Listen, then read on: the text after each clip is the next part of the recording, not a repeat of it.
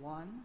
Public Sector Emoluments and Allowances Reduction Amendment Bill 2023. 2. Credit Unions Amendment Bill 2023. 3. Central Bank of Belize Amendment Bill 2023. 4. Domestic Banks and Financial Institutions Amendment Bill 2023. 5. International Banking Amendment Bill 2023. 6. Moneylenders Amendment Bill 2023. 7. Money Laundering and Terrorism Prevention Amendment Bill 2023. 8. National Payment System Amendment Bill 2023. 9. Lotteries Control Amendment Bill 2023.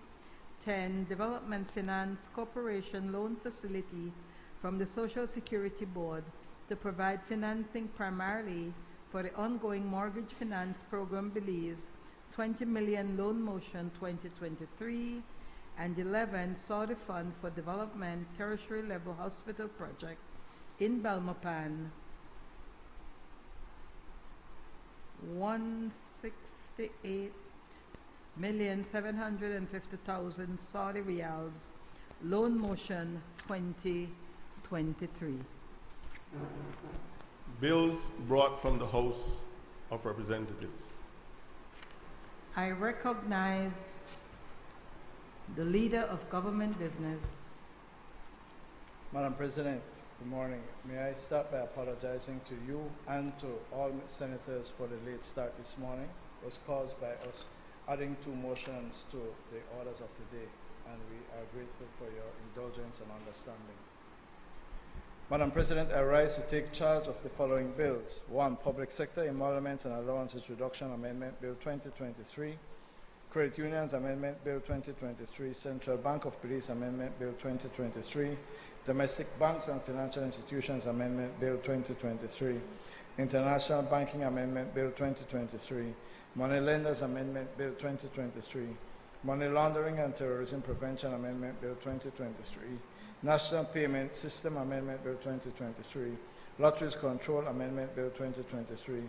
Law Revision Amendment Bill 2023. And Special Prosecutor Bill 2023. Madam President, in accordance with Standing Order number 49, I move that the bills be taken through their stages forthwith. Madam President, if I may just inform the Honorable Senate that I don't propose to move the second reading of the Lotteries Control Bill.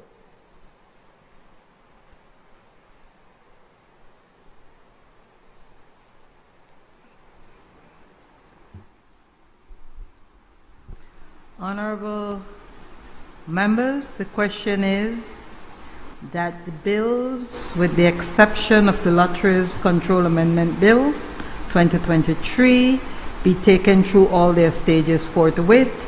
All those in favor kindly say aye. Those against kindly say no. I think the ayes have it.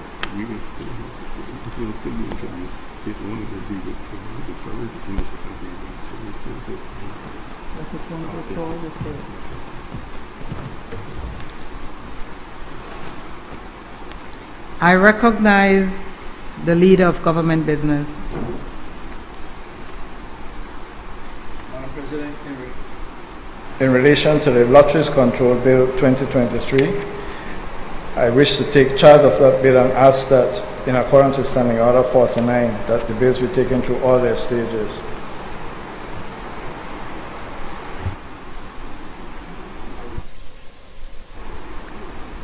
Can you repeat for me, please? Madam President, this is the first reading. I'm taking charge of the bill, so I'm bringing the Lotteries Control Bill to the Senate. So I'm asking the President to say that in accordance with Standing Orders 49, the Lotteries Control Bill will be taken through all the stages forthwith.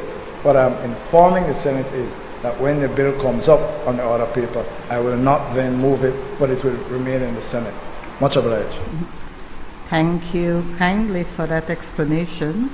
So, honorable members, the question is that the bills be taken through all their stages forthwith. All those in favor kindly say aye. Aye.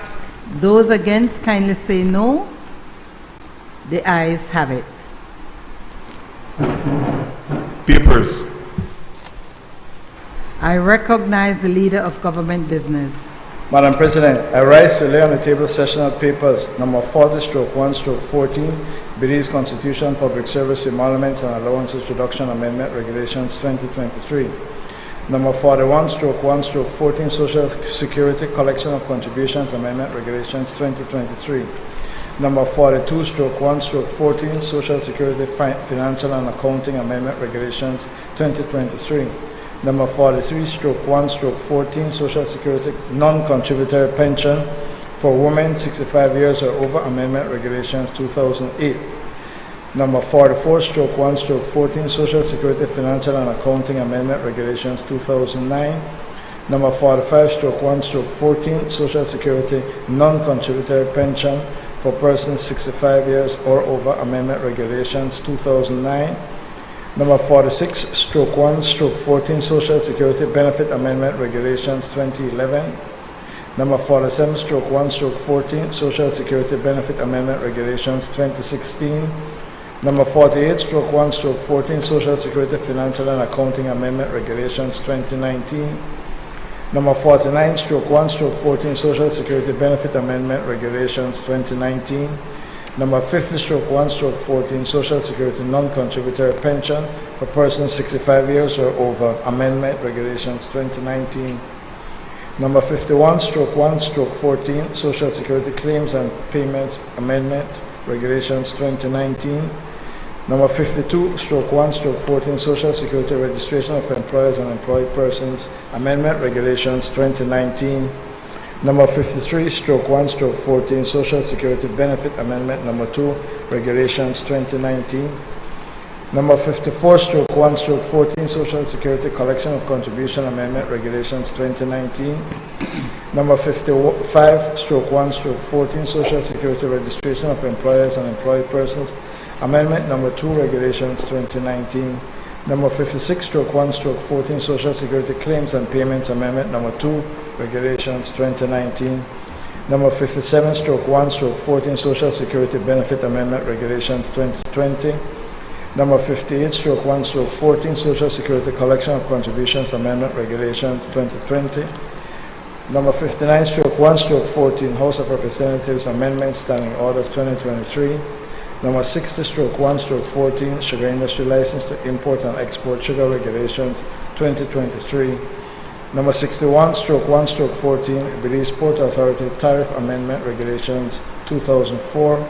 Number 62/1/14, Belize Port Authority Tariff Amendment Regulations 2008. Number 63/1/14, Belize Port Authority Verified Gross Mass Regulations 2016. Number 64/1/14, Belize Port Authority Tariff Amendment Regulations 2020. Number 65/1/14, Belize Port Authority Piloted Regulations 2023.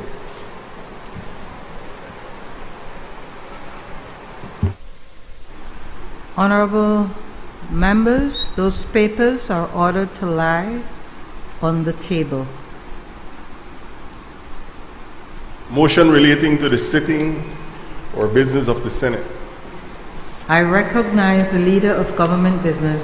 Madam President, I move that at its rising today, the Senate adjourn to a date to be fixed by the President. Honorable members, the question is that at its rising today, the Senate adjourn to a date to be fixed by the President. All those in favor, kindly say aye. Aye. Those against, kindly say no. The ayes have it. Public business, government business, motions. I recognize the leader of government business. Madam President, I move that whereas Section 15(1) of the Development Finance Corporation Act, Chapter 279, Revised Edition 2020 provides that the Development Finance Corporation, DFC, may, with the approval of the Minister of Finance and subject to the principles of sound fiscal management, borrow sums domestically or internationally for meeting any of its obligations or discharging any of its functions.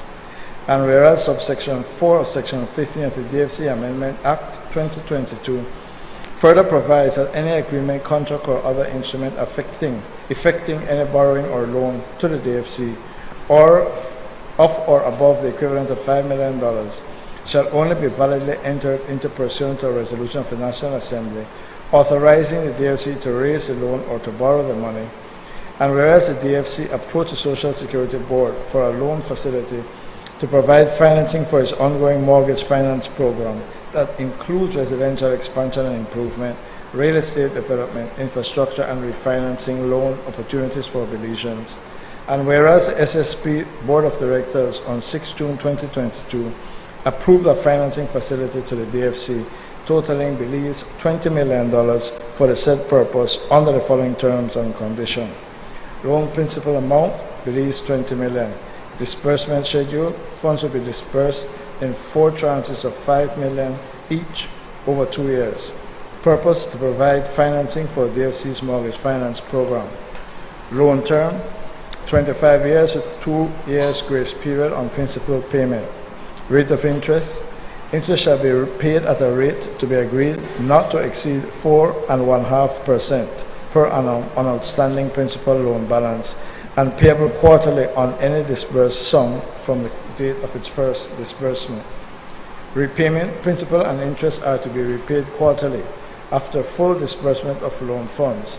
Full disbursement of the loan will be within 2 years from the date of the first disbursement. Commitment fee, 1% payable by DFC on any undrawn portion of the line of credit to be paid annually. Other fees.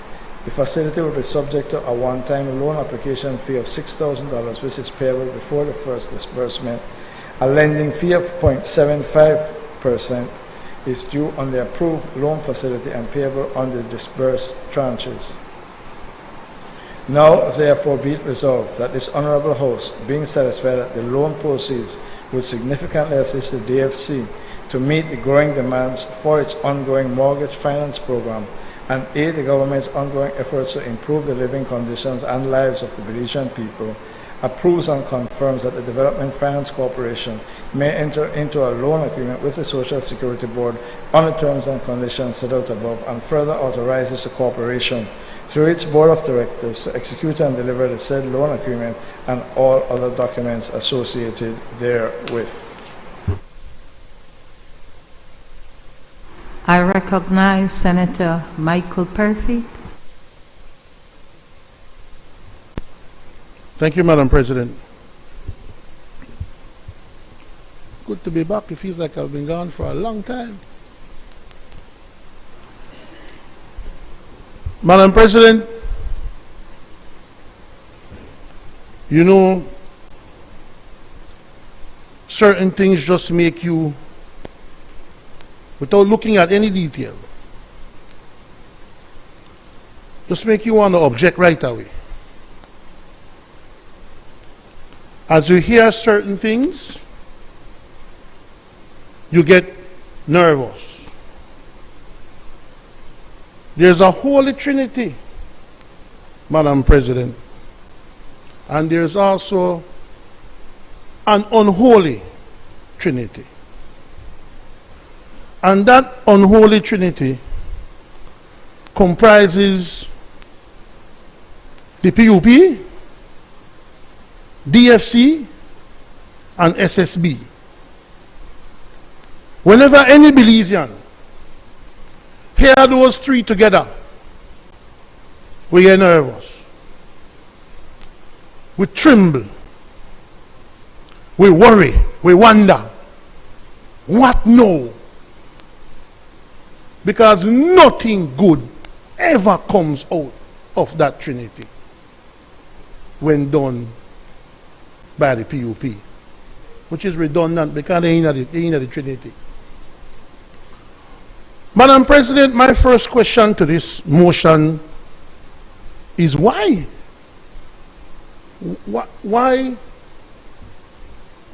Why does the DFC need to borrow $20 million from Social Security Board? I don't understand it. It's not a little bit of money, but it's not a hell of a lot of money to finance one of the central characteristics of this government's promise to the people. Because this money will be dispersed over a period of 2 years from how I read the motion. And so the question is, why can't the government just simply budget for this money over the next 2 years or the next 2 to 3 years? Why do you need to borrow the money?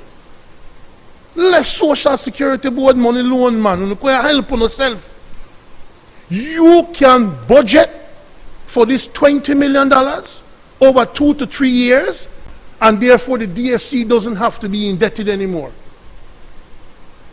Doesn't have to be more government borrowing from a statutory body.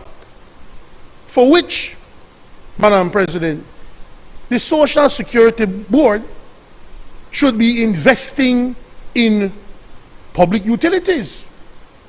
The Social Security Board should be investing in treasury bills, safe investments.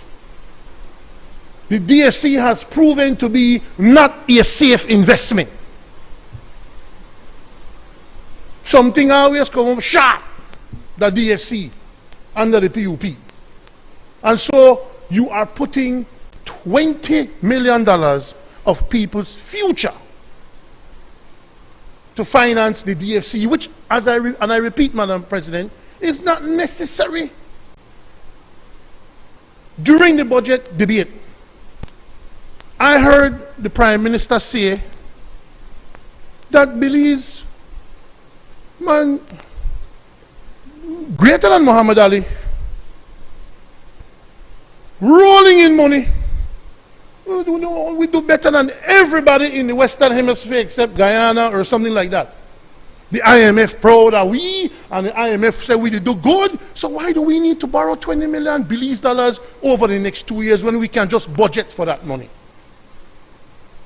But, Madam President, the need for the government to borrow $20 million from SSB to finance a program that they promised after 3 years in government is an indication that they are not performing. They can't find the money. They cannot grow the economy or come up with creative ways to make $20 million, Belize, over the next 2 years to finance what they say is a most important aspect of their promise to the people. You know what this reminds me of, Madam President? You ever go into a bar? Go to a bar or a club, and Carl, you know, go to a bar, and somebody pull up in a fancy car, right? And 2 gold chain, and they dress up and clean off, huh? And you figure, what, money man come? You buy out the bar, and then me, you know, with my $2 in my pocket, go to the bar. And a same man will look rich, come upside there and say, buy me a league, it's no big man. Huh? Lot of bossy, lot of big talk from this government about how unemployment is so low and all of this and all of that. And yet you come to the National Assembly to borrow $20 million from Social Security Board. This government, Madam President, like the man will dress up at the bar but can't even buy one drink at the bar. $20 million over 2 to 3 years is something a government shouldn't have to borrow. We got $80 million plus 2 consecutive years from Taiwan just to help with budgetary support. $160 million free money. And we have to borrow. Well, nothing in life is totally free, Senator, but practically free. And yet we have to borrow $20 million. Come on, man. Come on, man. You all have to come and borrow this. You're adding $20 million to our debt. DFC borrowing from Social Security Board. You're admitting then that you do not have the ability to make money, not even the most minimal of money, over the next couple of years to support this housing program. So, Madam President, for me, there's no justification for this loan. there is no need for this loan, and this loan smells like disaster, and it will be disastrous as time goes by. That's my presentation, Madam President.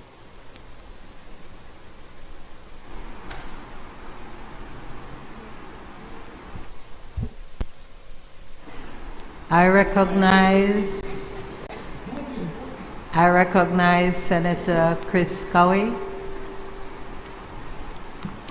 I'm a kind person, so.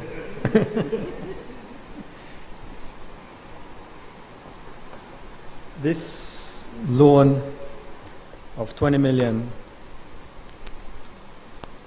proposed or approved by the SSB, I think is reflective of the change over the many years of the management of the DFC. During the 13 years of the UDP administration, the UDP had the management of the DFC, and I don't know what was being done except losing money, squandering money. During that period of 13 years, the DFC lost over $12.5 million. $12.5 million.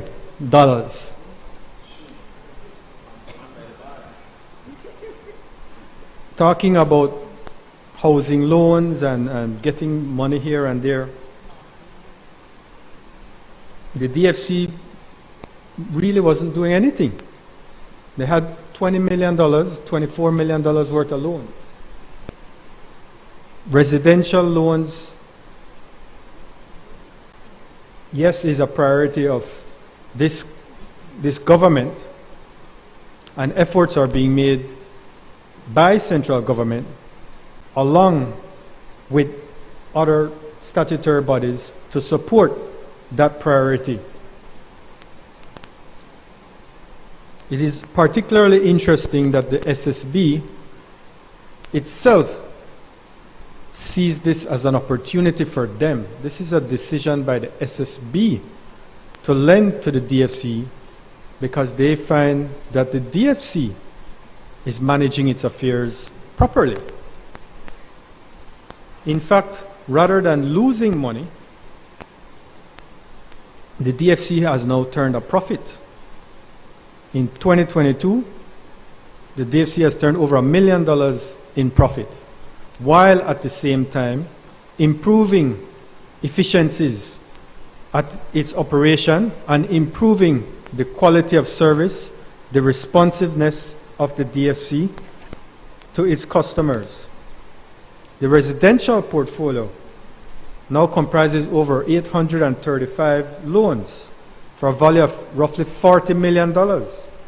That's a growth of over 64% in residential loans.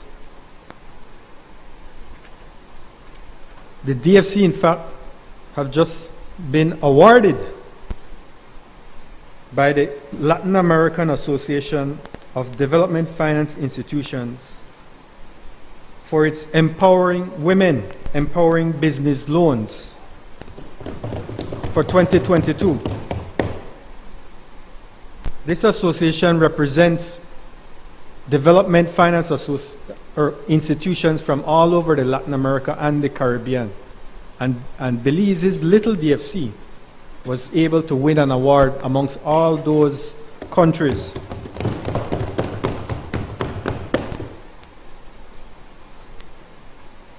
When we look at the finances of DFC, not only has it substantially turned around, substantially improved, but now you see institutions besides the SSB seeing it fit to provide finance to the DFC. That includes the IDB for $30 million. That includes Taiwan Direct for another $10 million. That includes the Caribbean Development Bank for another $12 million. And these aren't limited to residential programs. These go across the board. The government prioritizes MSMEs, and $30 million has been set aside for MSMEs through the IDB. It is actually unfortunate that only 10 million of that has been taken up so far. We encourage MSMEs to look to the DFC as a continuing opportunity to secure financing, because the money is there. The money is there to make available for small business.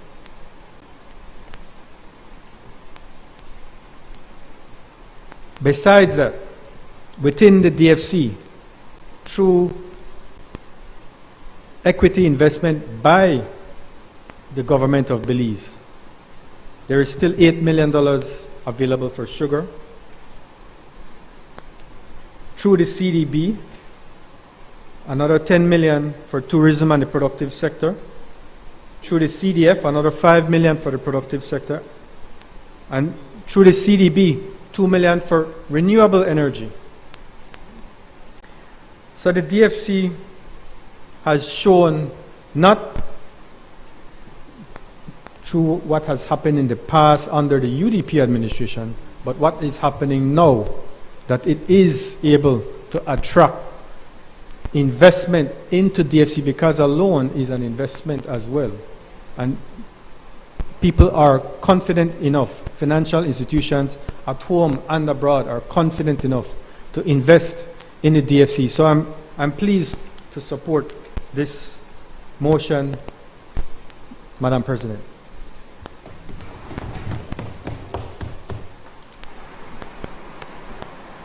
Madam President, I listened with a little bit of amusement to Senator Perafit raising his objection to this loan. The first point to be made is that it is entirely understandable why he would object to this loan. He represents a political party that governed this country for 13 years and a bill one house. Millions approved by this Senate for the Ministry of Housing. Nothing to show for it. They have an opacity for housing, a lack of vision for housing, but more seriously, a lack of appreciation of the basic needs of the Belizean people. This People's United Government has a commitment to build houses for the people of this country, and whether you support it or not, we will do it.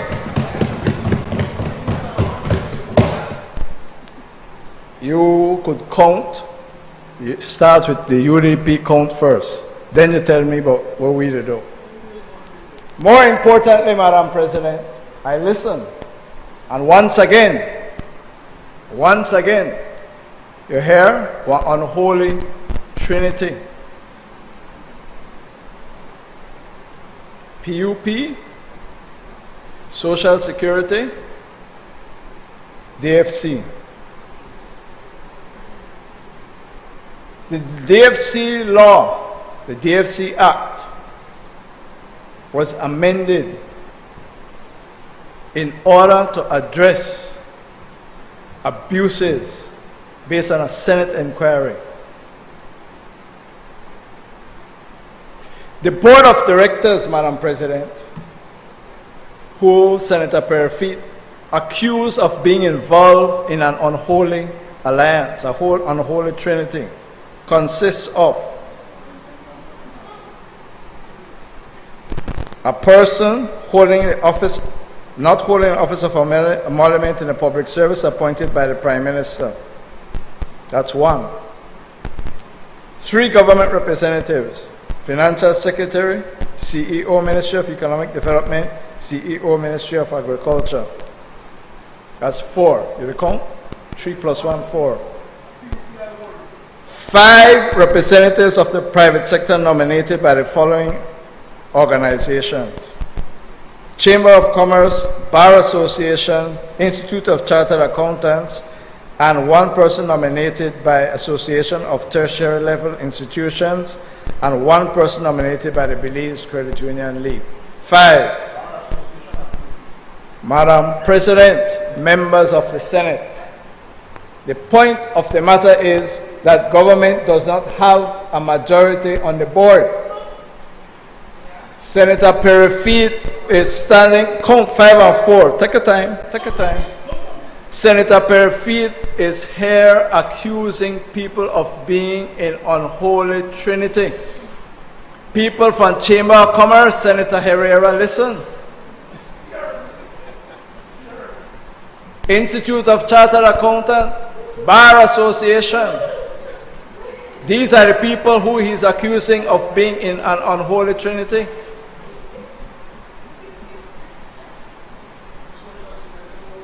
I say again, Madam President, as has been pointed out by Senator Coe, the Development Finance Corporation is not only making a profit, but it is being proudly managed by a competent board and a competent staff of professionals.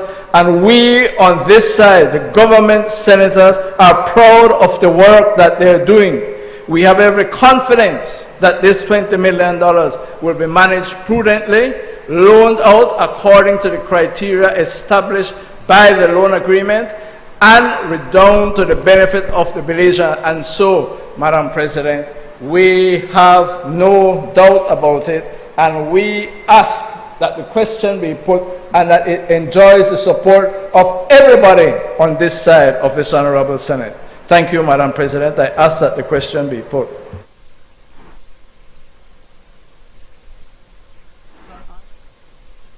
Honorable members, the question is, now therefore be it resolved that this Honorable House, being satisfied that the loan proceeds would significantly assist the Development Finance Corporation to meet the growing demands for its ongoing mortgage finance program and aid the government's ongoing efforts to improve the living conditions and lives of the Belizean people, approves and confirms that the Development Finance Corporation may enter into a loan agreement with the Social Security Board on the terms and conditions set out above, and further authorizes the corporation through its board of directors to execute and deliver the said loan motion and all other documents associated therewith. All those in favor, kindly say aye. Aye. Those against, kindly say no. No. The ayes have it. I recognize the leader of government business. Madam President, I move that whereas the Saudi Fund for Development, hereafter referred to as the Saudi Fund, is a government organization that provides soft loans and grants to finance development projects and programs in developing countries, and whereas the government of Belize has requested assistance from the Saudi Fund for the financing of a tertiary level hospital project in Belmopan, hereinafter referred to as the project, and whereas the purpose of the loan is to assist the government of Belize in financing the construction of a tertiary level hospital on the Belmopan campus of the University of Belize, which would also serve as a university hospital for medical education. And whereas the Board of Directors of the Saudi Fund for Development has recently approved a loan to the government of Belize in the amount of 168,750 million Saudi riyals, equivalent to approximately US $45 million, to the government of Belize to assist in the financing of the project. And whereas the terms and conditions of the Saudi Fund loan offer are as follows: lender, the Saudi Fund for Development, loan principal amount 168,750,000 Saudi riyals, or approximately US $45 million. Loan term 20 years, 5 years grace period plus 15 years repayment period. Grace period 5 years from the effective date of the loan agreement. Interest rate, fixed interest rate of 2% per annum. And whereas under the provisions of Section 7 of the Finance and Audit Reform Act 2005, the government of Belize is required to obtain the prior authorization of the National Assembly by way of a resolution for such a borrowing. Now therefore be it resolved that this Honorable House, being satisfied that the loan proceeds will significantly assist the government of Belize to finance a tertiary hospital in the Benlopan area, approves and confirms that the government of Belize may enter into a loan agreement with the Saudi Fund for Development on the terms and conditions set out above, and further authorizes the Minister of Finance to execute and deliver the said loan agreement and all other documents associated therewith. I recognize Senator Michael Purphy.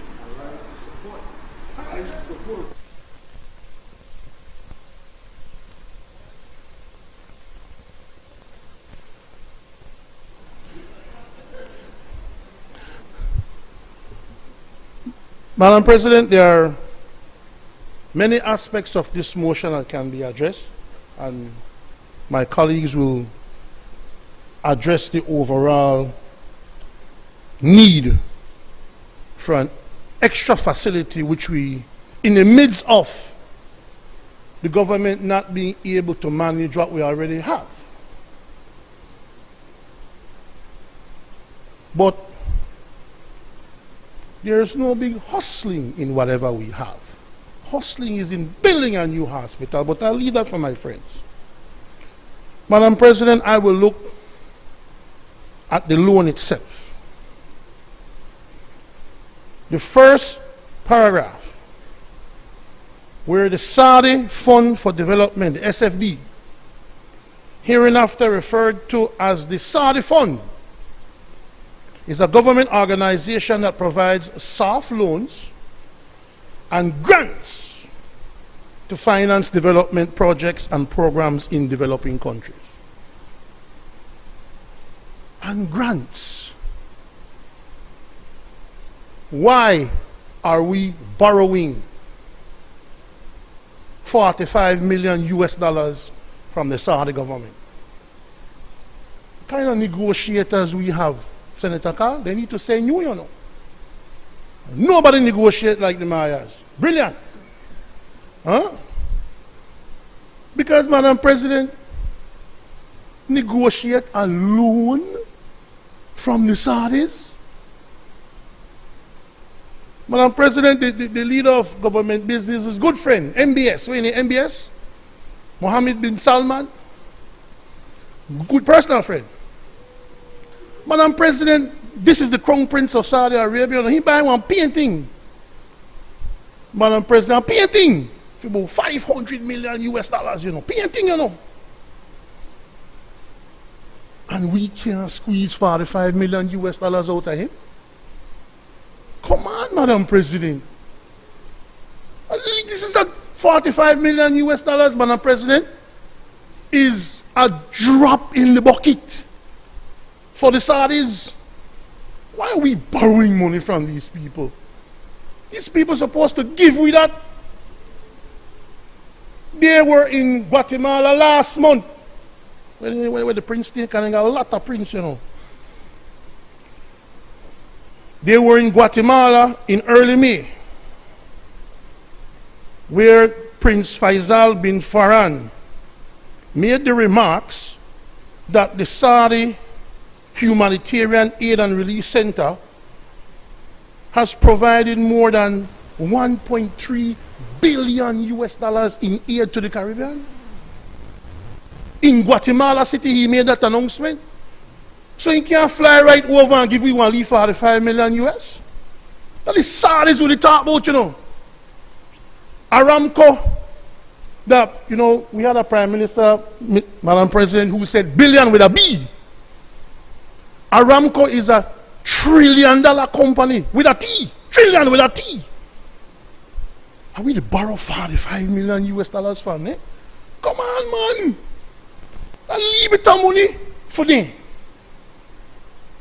And then when you look at the agreement, Madam President, oh my goodness. Madam President, when you look at the agreement, they have the loan agreement between the government and the Saudi Fund for Development.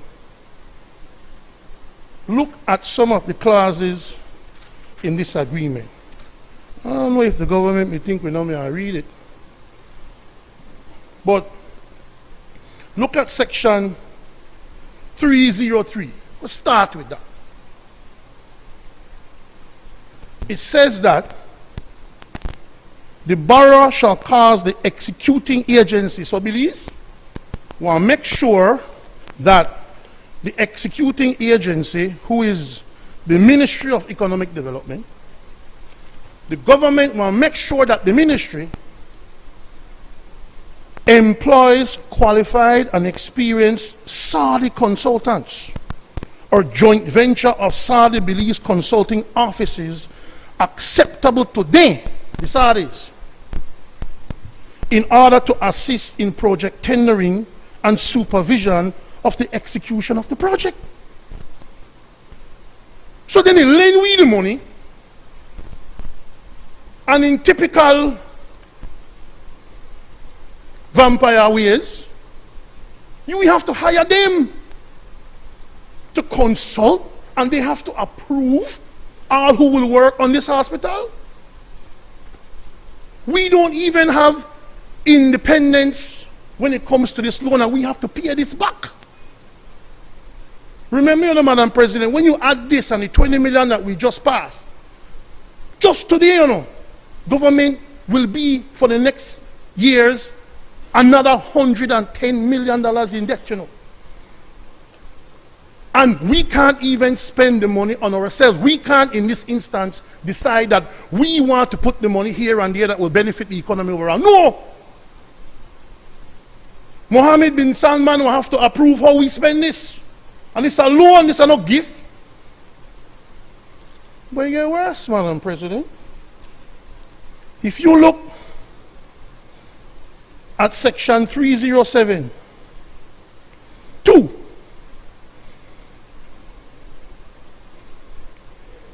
the borrower, government, will make sure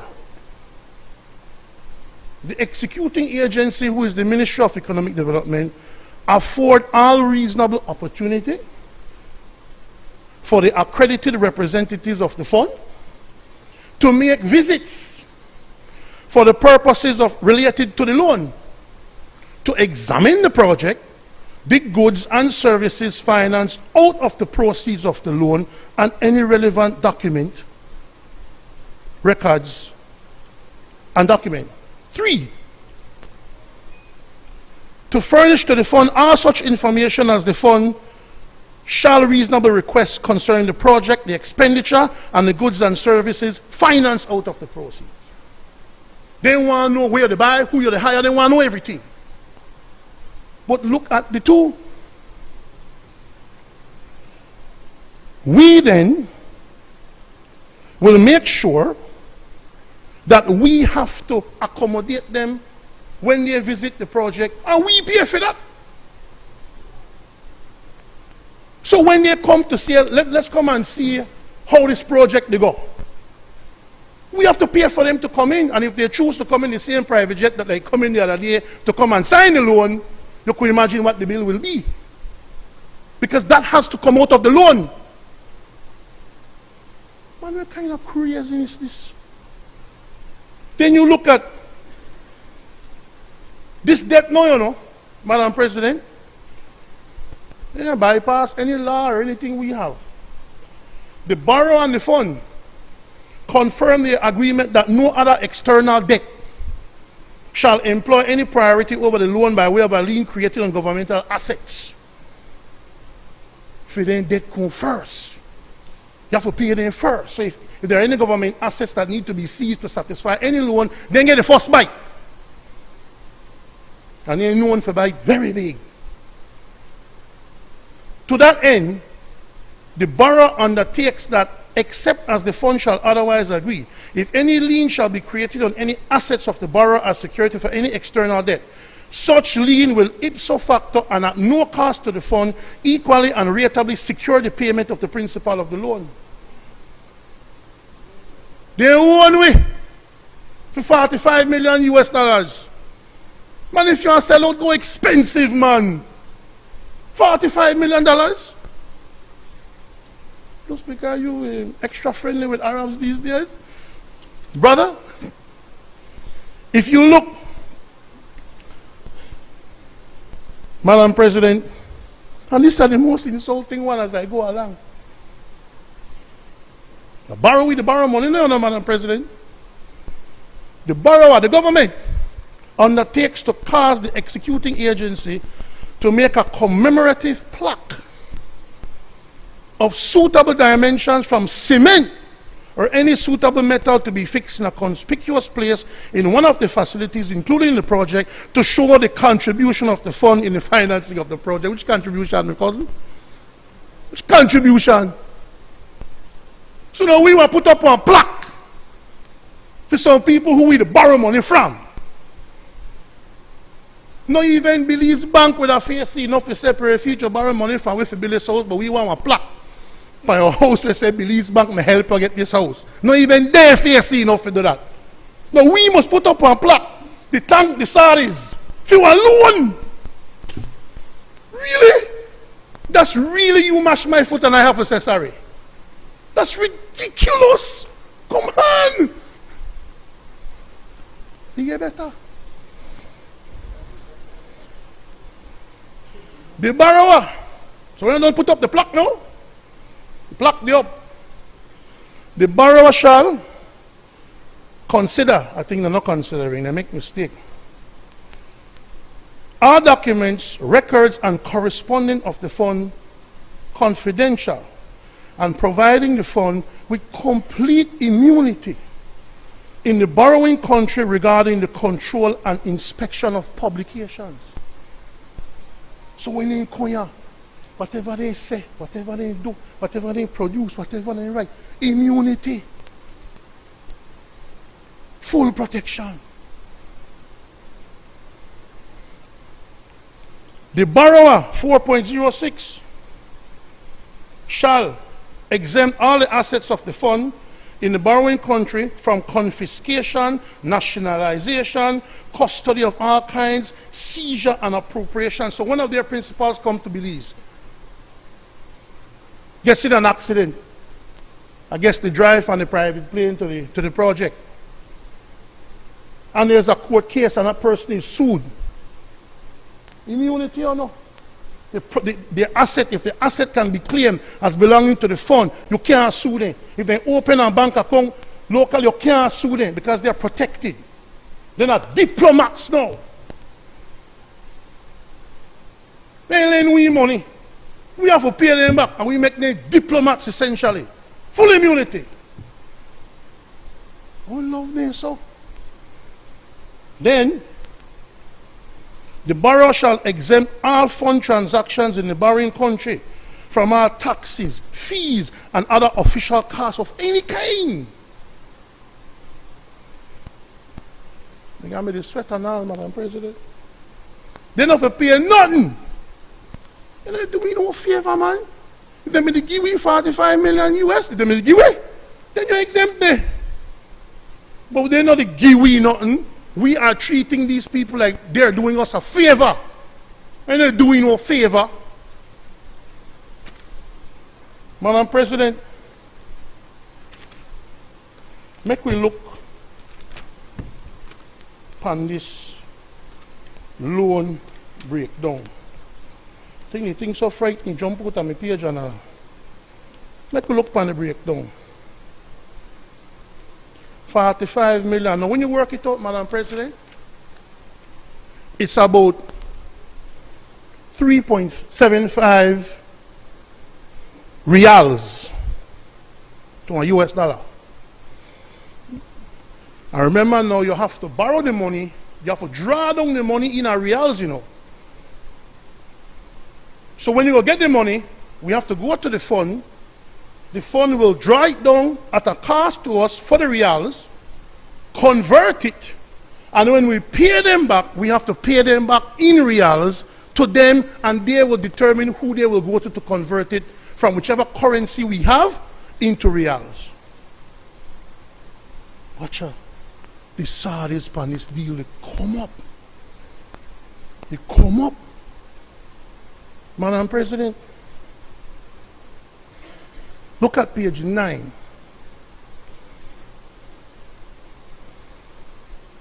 It's 168,750,000 reals, which is about 45 million US dollars. Simple division, Carl. Divide that by, consulting services. Remember now, you have to hire them, You have to hire them to do consultancies, or you have to get their approval from anybody who you want to hire as consultant. You see that 7.5 million reals, Madam President? That's a cool 2 million US. So 2 million US you have to allocate out of this 45 just to make them consult we for one loan where they give we for one hospital where they want bill. Contingency, I think the consultancy bad. Contingency, 18,750,000 reals. One cool $5 million per contingency. So 7 million. The 7 million don't have to bill none. Huh? But Madam President, it get worse.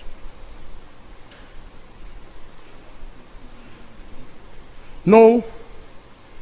Look at section,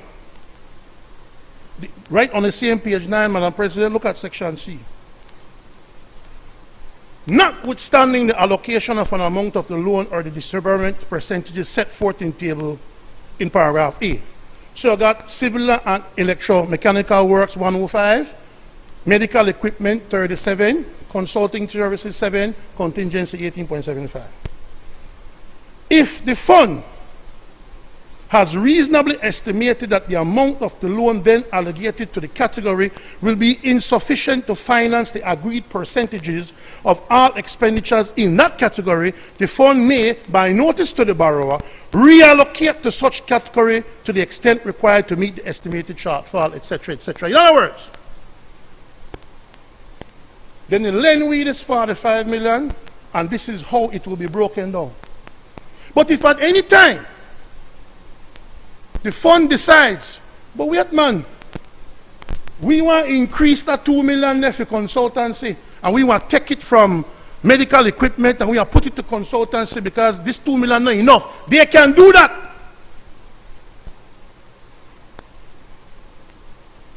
They can do that under this agreement. What kind of madness is that? What kind of madness is that? Really? We so hard up for $45 million? Then, Madam President, on top of the 45 million US, the government has pledged 1.5 million US. What's that for? What's that for? Who's that for? So the total cost of the project is actually 46.5 million, but we're borrowing 45 because the government is giving $1.5 million from the people of Belize. You don't borrow 45, we just borrow 46.5. Oh, the Saudis couldn't show that thing, man. That's one trip to the Monaco Grand Prix for 1 million US. Madam President, attached to the loan agreement, which takes precedent over general conditions if there's to be any clash. Because what they do, they say this is the loan agreement, and these are general conditions that are considered automatically to be a part of the agreement.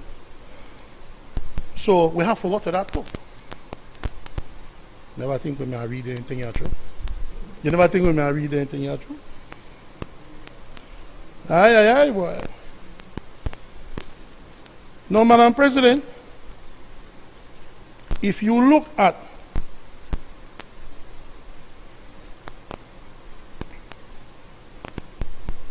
if you look at page, has to do with if we quarrel. It sounds like we can't quarrel with them because they are in full control. But let me touch on something that's equally important. Privilege for records and communication.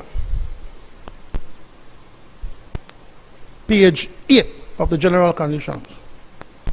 All fund documents, records, correspondence, and similar material shall be considered by the borrower as confidential matters. The borrower shall accord the fund full immunity from censorship and inspection of publications.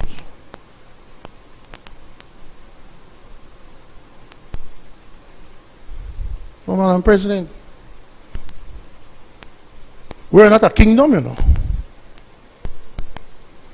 We're not a dictatorship, you know. Not even a benevolent one.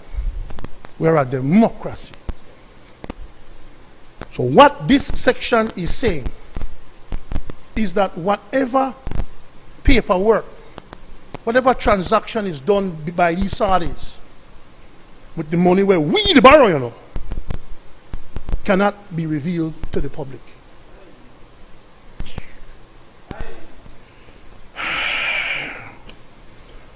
The borrower shall accord the fund full immunity from censorship and inspection of publication. In other words, then, I can't write, or I could write, but now get it. Under the Freedom of Information Act, we hear that the funds hired this firm and spent so much with this firm to build this piece of the hospital. We want that information. This agreement is saying that the government will not be able to reveal that. We have access to information. You're telling us that we can't even know what's going on with the money that we are borrowing? That's ridiculous, man. How can anybody support that? And then, Madam President, I want to finish off with this. We got a lot more to say, you know. I'll finish off with this. Arbitration. Page 10.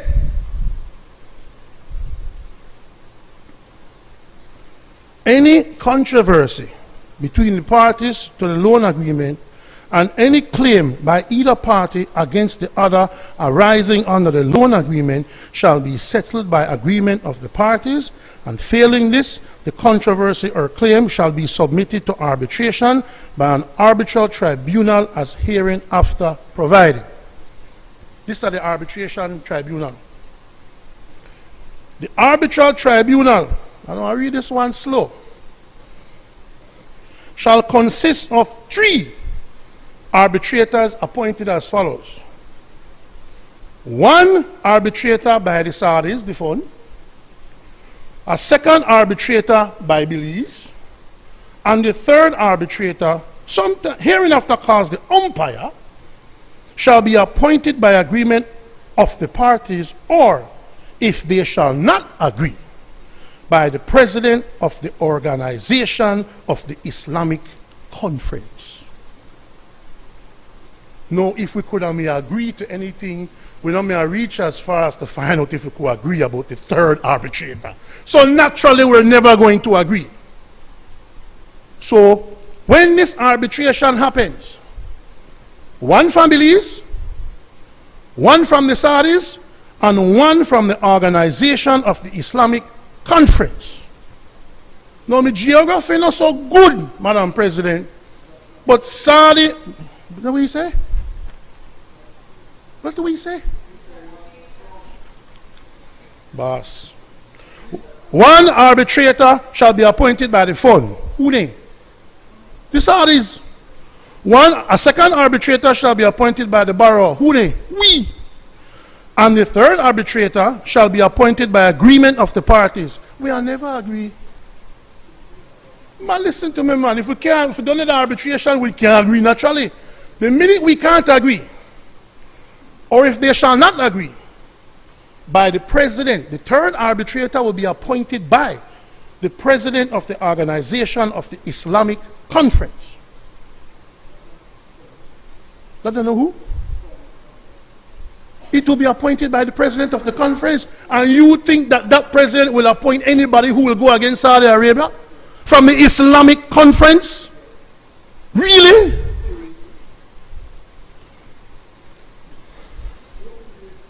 Madam President? I ask that we be reminded, Leader of Government Business, Standing Order 40. Actually, I think it should be amended to be allowed, Madam President, to be honest. But, Madam President, this agreement does not favor Belize. A big chunk of this loan will not go to the benefit of Belize. And if there's any disagreement, the majority of the arbitrators will be of Islamic religion. It's not about being racist or anything like that, but they now vote for we in a no arbitration. You're fooling yourselves if you think they will be fair going against us. So I, Madam President, for the reasons aforementioned, don't support this loan motion. I recognize Senator Janelle Chinona.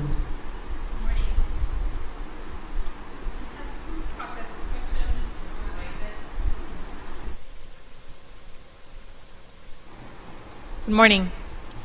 We have two process questions and then an overarching question.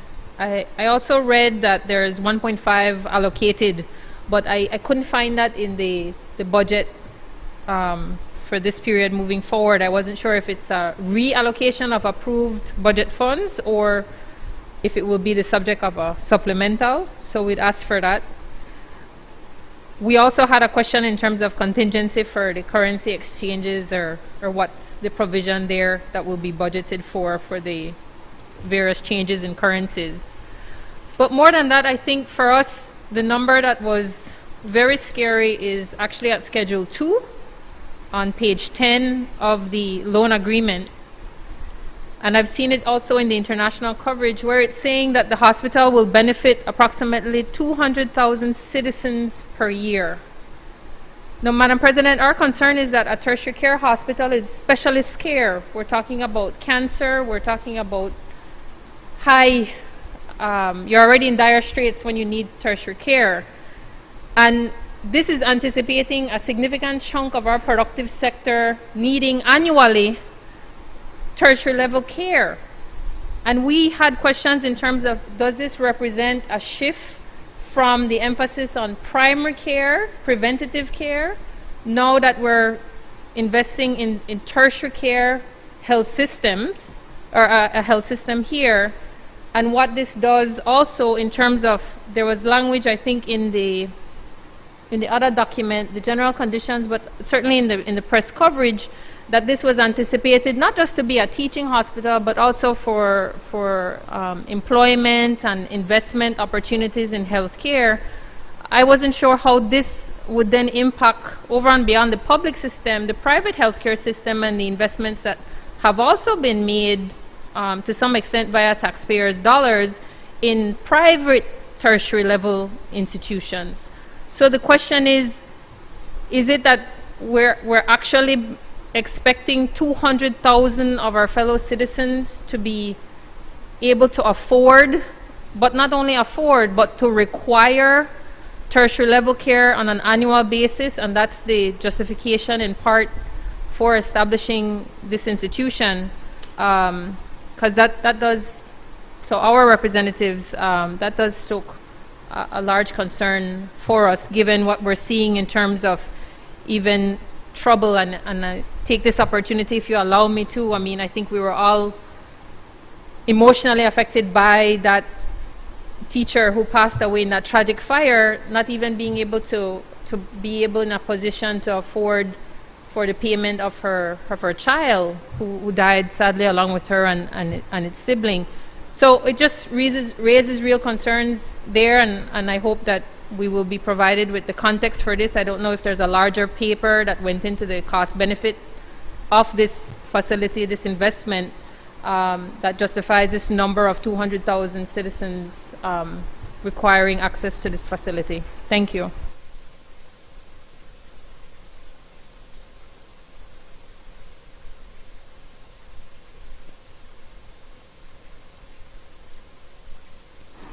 I recognize Senator Isabel Bennett Moody.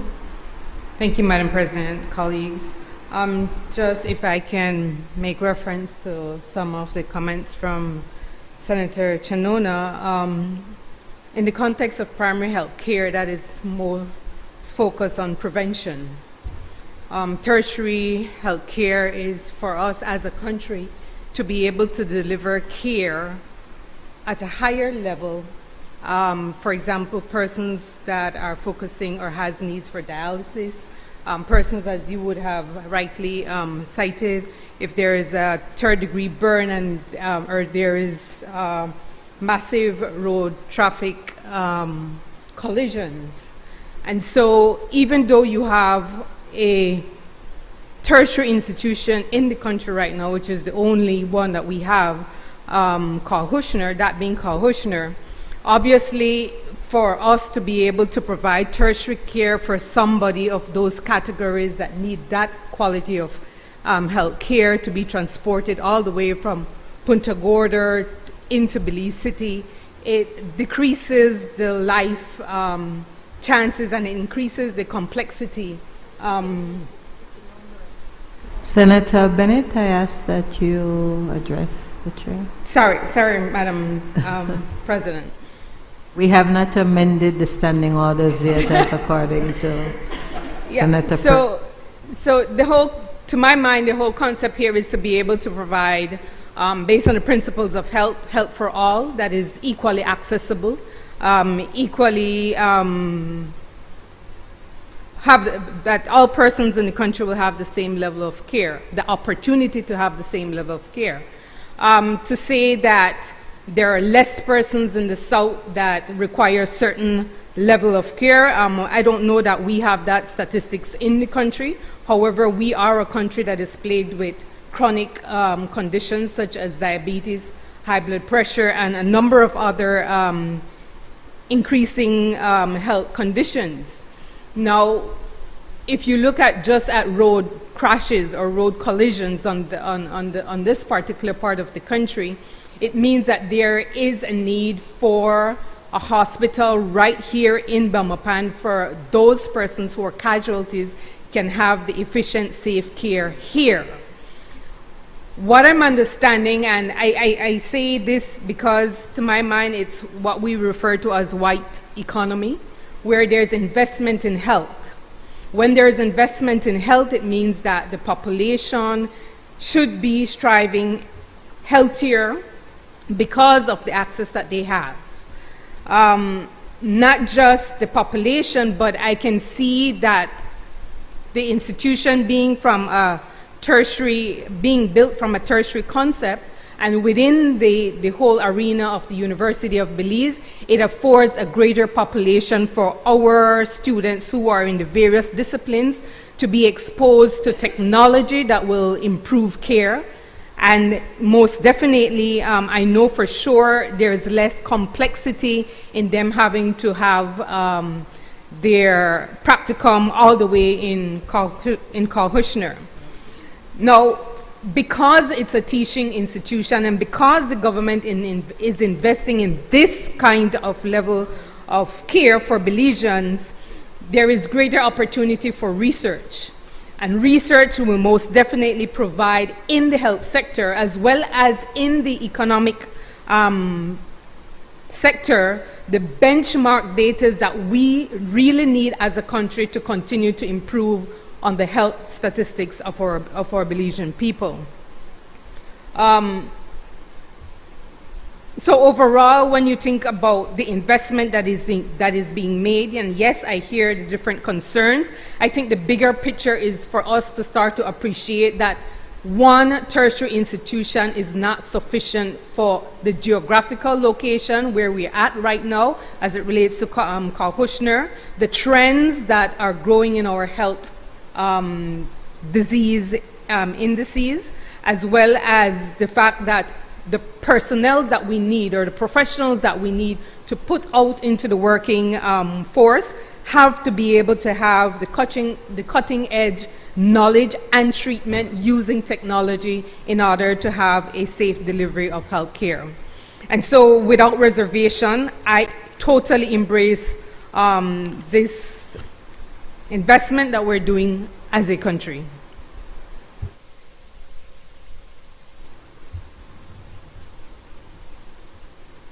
I recognize Senator Kevin Herrera. Thank you, Madam President. Madam President, I will be very brief. I won't go down the road of that Senator Perifit went down. In terms of the actual terms of the agreement, nothing,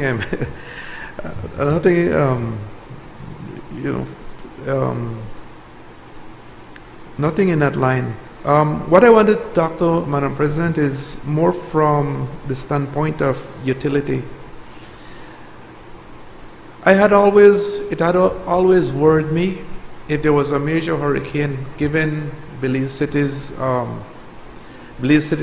position being below sea level, and the way that hospital is built. And I've been there many times to visit family members. My mom was in there at one point, and I remember going in there many times to visit her. And it always worried me, given that it was the only public sector tertiary care institution in the country. And if there was a major disaster where there's a hurricane came into Belize City, such as Hattie or some of those, and the hospital would be submerged in water, I always wonder what would happen to the patients in that facility. And so, to me, it's welcome news that another facility is being built in a much higher location in Bahupa. And I always felt that it was a bad idea that the hospital was built in Belize City the way it was, because I thought it was too low, and if a tidal wave came in 10, 15 feet, I am sure that it would have submerged much of that hospital, and it would really have put the persons who really need that care in a bad situation. And the evacuation and the logistics of that, I think, would have been terrible and put a lot of people's lives, especially people who are most vulnerable, in danger. And so I certainly welcome the move to have another tertiary institution in Belmopan, which is a lot higher than Belize City. I think that at 2%, Madam President, bilateral loan like that, I don't think we can go very wrong. And I'm hoping that, all the oversight will be there to make sure that we get the maximum impact of what we're spending in that hospital, and that the care provided will be a lot better, so that people won't have to go to the Meridas and all of those places, and that perhaps we can also get some specialty care in there. I think of conditions such as rheumatoid, specialty services such as rheumatology, and some of those areas. A lot of people suffer from pain in Belize, and really I don't know that I'm not aware that there's a specialist in that area in Belize. And so I'm hoping that we're not only talking about major facility in the capital, but also specialist care in some of those areas, which I think a lot of people suffer from, and will be able to provide better health care in those areas. That's my contribution, Madam President. Thank you.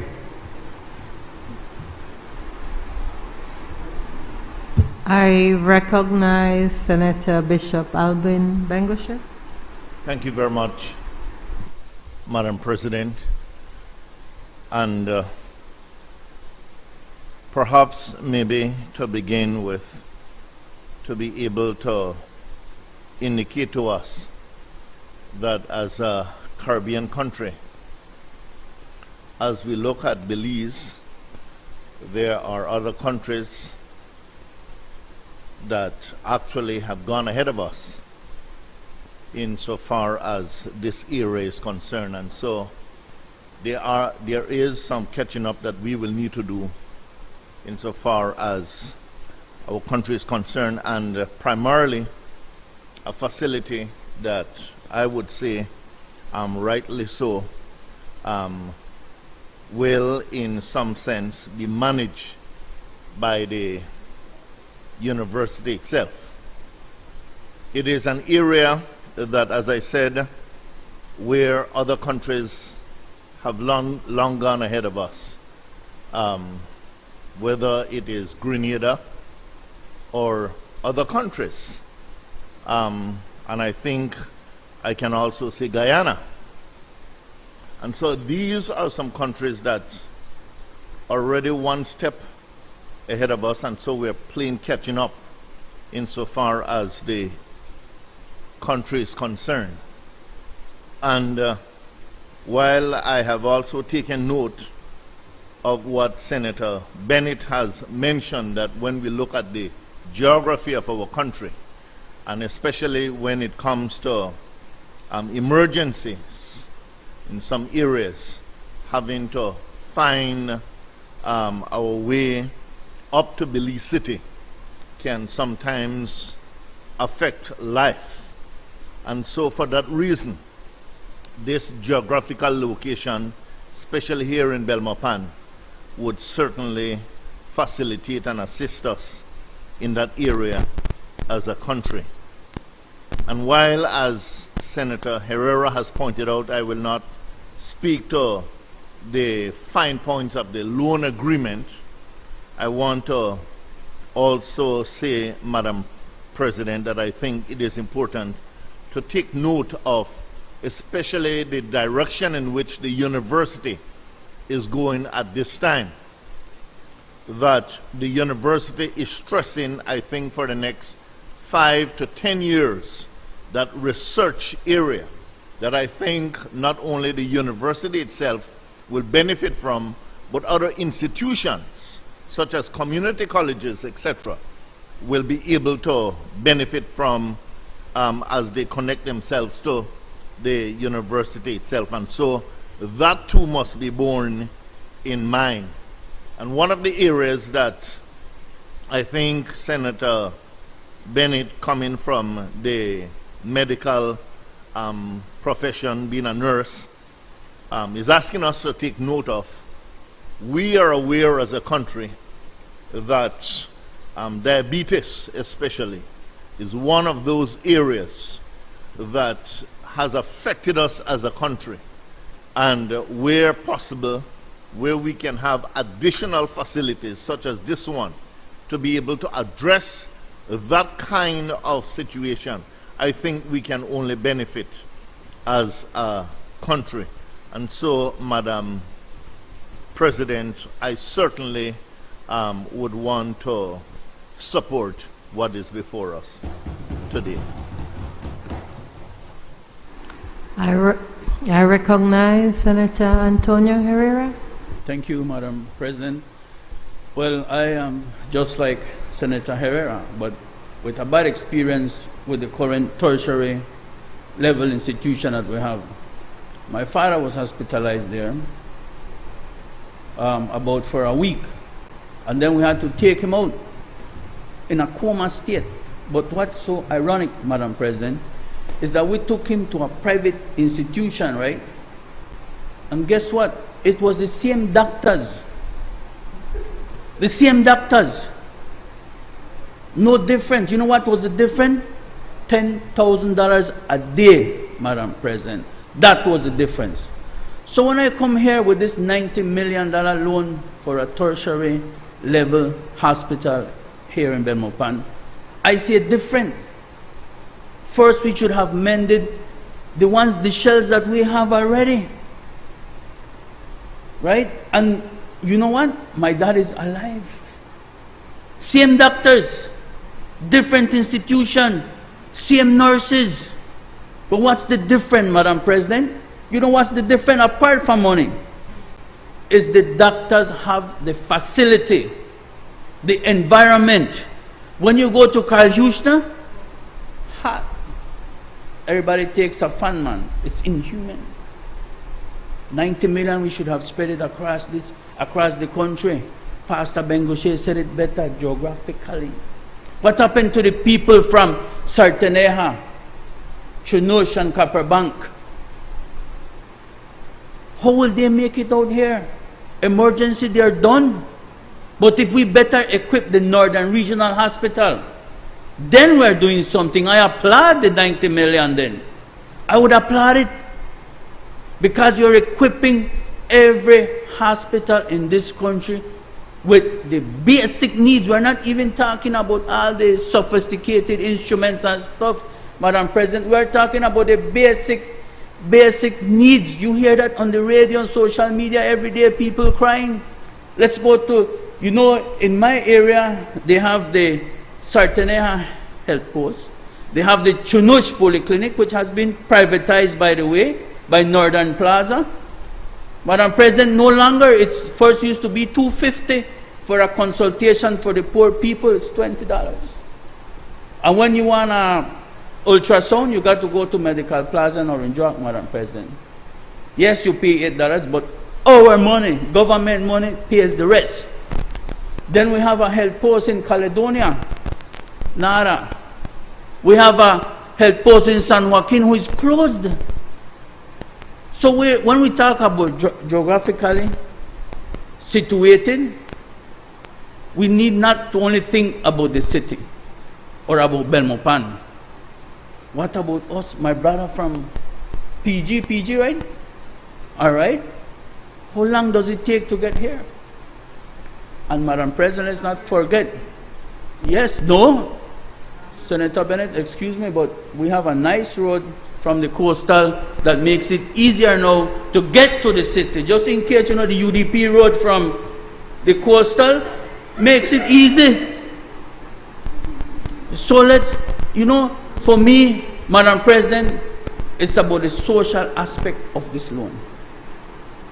Nothing wrong with borrowing, Madam President, but we need to borrow right. I believe, and I strongly believe, that we should have invested this health care money into the existing institutions that we have that will benefit our people. And I talk exclusively from where I come from, because it takes a while to get to Belize City. And not anybody can afford it, the gasoline and everything, to get to the city, Madam President. We go to Orange Walk, the Corozal Hospital, but when you go there, there's no attention, you got to move. But one thing I will tell you guys, in Corozal, a lot of people are not complaining, Madam President. Why? Because we cross the border for cheaper medical attention. Surgeries are cheaper there. People from Chunush, you can ask anybody, people from Chunush go to Little Belize. Little Belize. How can we buy Belize, Madam President, when it's so expensive? $10,000 a day, or no? $10,000 a day. That is what it costs for us to bring back my father. $10,000 a day, and that's no lie, Madam President. The same doctors, what was the difference was the institution. So let's invest in what we have now. Are we going to create another shell? Are we going to create another institution that will have to go privately to be managed? Since our government cannot manage what we have today, Madam President, they cannot. It is proven fact. They cannot. And yet we are investing 90 million in a tertiary level hospital here in Belmopan. Now, one more thing. This weekend, a young lady from Caledonia struggling at the Northern Regional Hospital. Imagine going to beg house to house for a chicken to do a barbecue to get a CAT scan. It's not even at the Carl Huchner. We have to go private. So why not invest in what we have? This is my point. I'm not against the loan. I am against to where it is being placed. Madam President, we have an opportunity to invest in the health care for the people of this country. You hear every time people in Merida. It's not cheap to go to Merida for chemo, radiation, Guatemala. You see it every time, right? We need to get it right this time, Madam President. There is time, and we can do it right. We need to have this 90 million at least distributed to what we have today. Let's stop the hustling, man. Let's invest in what we have.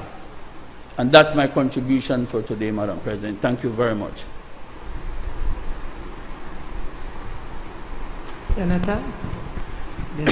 Senator Herrera. Oh, sorry. I recognize Senator Bevinka. Thank you, Madam President. Madam President, I was just speaking to my good friend, Senator Perry Feet, at the back earlier, and I told him that I gave him a compliment a few weeks ago. There was someone who asked me, there was anyone who was somewhat credible in the UDP. And I thought really hard, because the way they are right now, Madam President, it's a difficult question that I was posed with. But, you know, I mentioned the Honorable Senator because I thought he was a liar. He reads a lot. But what I forgot, Madam President, that he is also a person that cannot comprehend. And so I need to retract my statement to that individual, Madam President. Madam President, as I listened to Senator Herrera, Antonio Herrera, that is, when I heard his experience with his dad, like many of us Belizeans who, you know, had these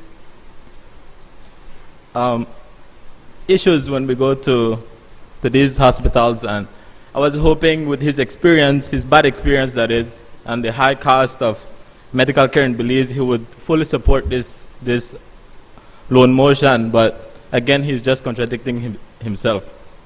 Madam President, Belize, like every other country in the world, is in no doubt have challenges when it comes to health care. And no matter how much money we invest in health care, Madam President, it's always going to be an issue, because we always have more new diseases, sicknesses coming up, and COVID taught us that these few years.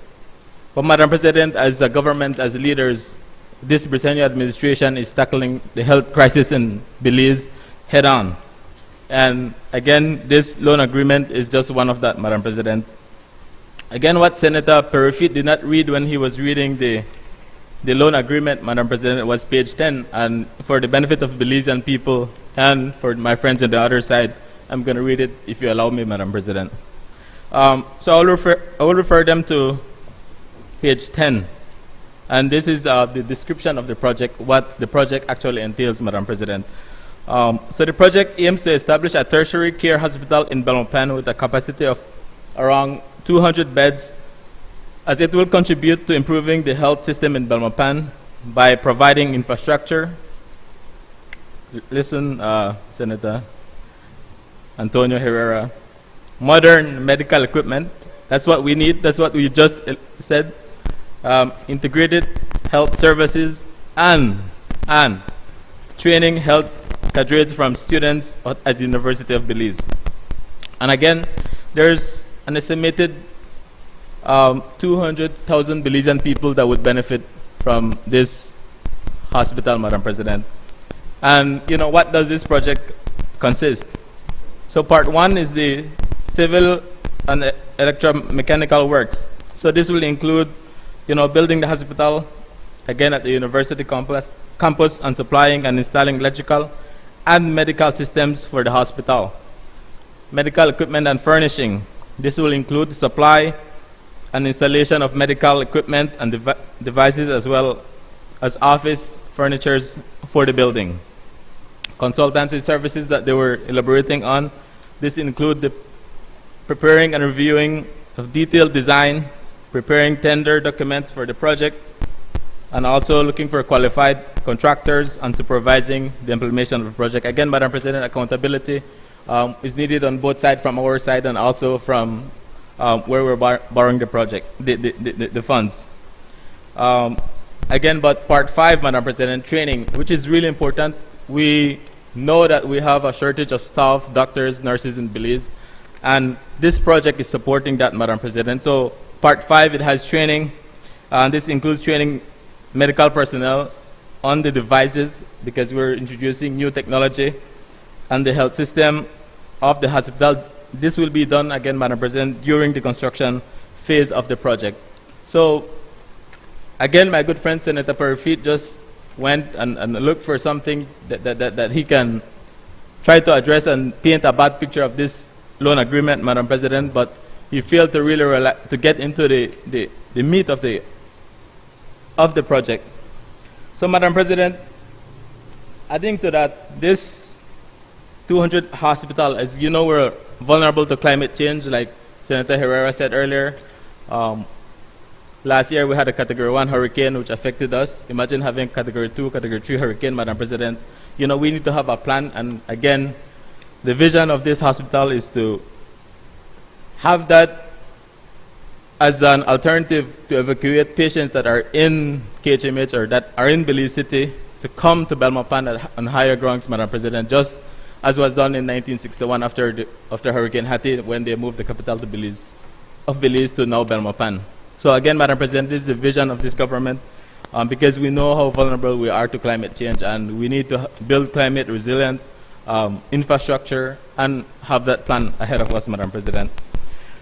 This will also serve as a university which will be able to have an environment that will foster and the learning and growth of present and future medical professionals, Madam President. Madam President, any right-thinking Belizean, especially for us in Western and Southern Belize, like Senator Herrera said earlier, that from the South we have a lot of patients who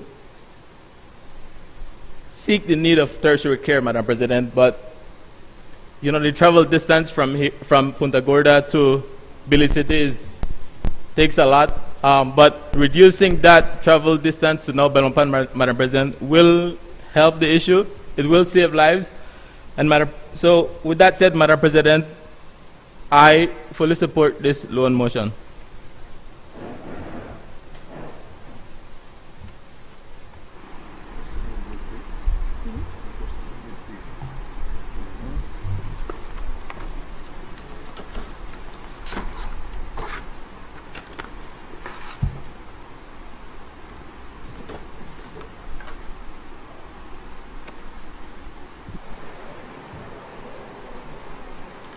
Madam President, in accordance with Standing Order 10.8, I move that the proceedings and the order paper may be entered upon and proceeded with at this day's sitting at any hour, though opposed.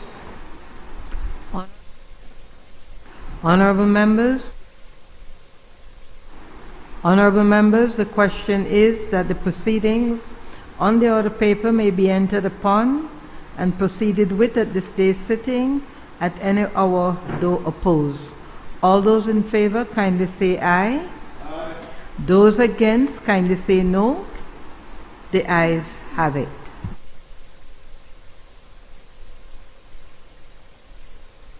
I recognize Senator Erica Jang.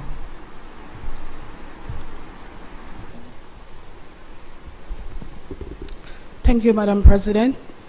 Good morning, colleagues.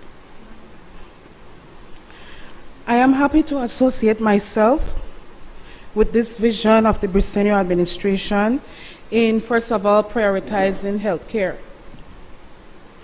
I see this partnership with Saudi as is open doors for additional education and development for our valuable resources. For example, nursing education, medicine, and anything involving allied health.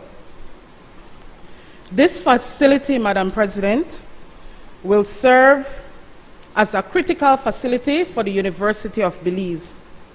And I believe that when it's done, it's going to create linkages and network with our brothers and sisters in the region.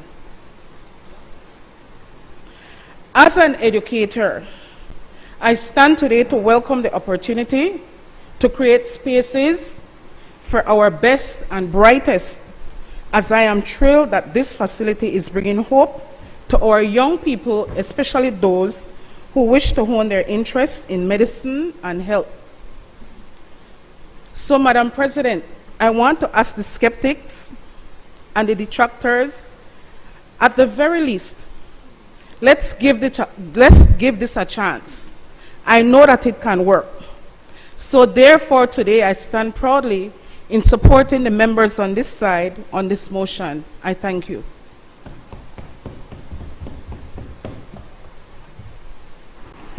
I recognize Senator Eleanor Smith. Thank you, Madam President. Good morning, colleagues. Just a few comments. This motion before us, Madam President. I recognize that as a country we do need access to more tertiary care. I don't think that any of us would deny that.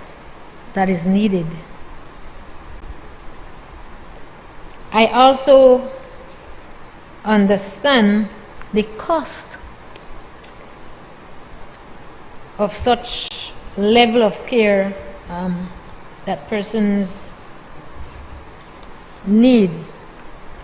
And it makes me think of the many times that I've seen the commercials from Galenia Hospital. And I think that's for a simple fact that many of our Belizeans go over there to access some of this care because of affordability. I listened as my colleagues shared their experiences that they've had at our own hospital. And it makes you wonder whether, in addition, Madam President, to looking at additional places, if you will, for tertiary care, if we ought not to also be putting some effort into ensuring that, at least for now, the KHMH would be better equipped to be able to provide services to our people. Now, I hear the concerns regarding distance and people having to travel. We've been doing it. We've had no choice because in the south we don't have much access, and we're aware of that. I can speak at least for Toledo. And the access that people have would not be for this level of care, and in all the areas for that matter. And so persons do have to travel to get to these other destinations. Again, while I hear the concern regarding, low-lying Belize City and Belmopan is higher grounds, yes, I do agree with that, and it is important that we pay attention to those things when we make decisions. But I will say again that though that may be a legitimate concern, I do believe that the wider concern of having this access in several areas, that would also, if the concern is to cut down on cost of travel, that will alleviate those costs as well. PG to Belmopan is not close, it's not near, so it still comes with a cost. But the other thing, Madam President, that concerns me is the affordability, whether our people would be able to afford tertiary care.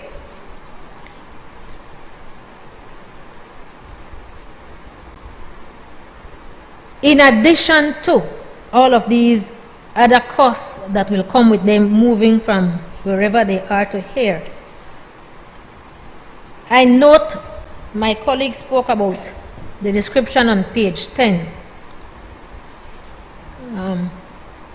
It says the project aims to establish a tertiary care hospital in Belmopan, and it tells you the capacity 150 to 200 beds, as it will contribute to improving the health system in Belmopan. Not in Belize, in Belmopan. By providing infrastructure, where the hospital will benefit approximately 200,000 citizens per year. I'm not sure in terms of the number, because when I think of 200,000 per year and I think about our population and we look at the percentage of that, how many persons out of our entire population we are assuming, expecting would be accessing this. It's a huge number in terms of, population-wise. It's a huge number for population. And I'm not sure whether the number here is in relation to what needs to happen in terms of, with this system, or it's just that we were looking at the number of persons that we know need to have the access to tertiary care. So for me, that's, while it's not surprising the number, I think it's should be concerning to us that has to be the number. Again, the access of our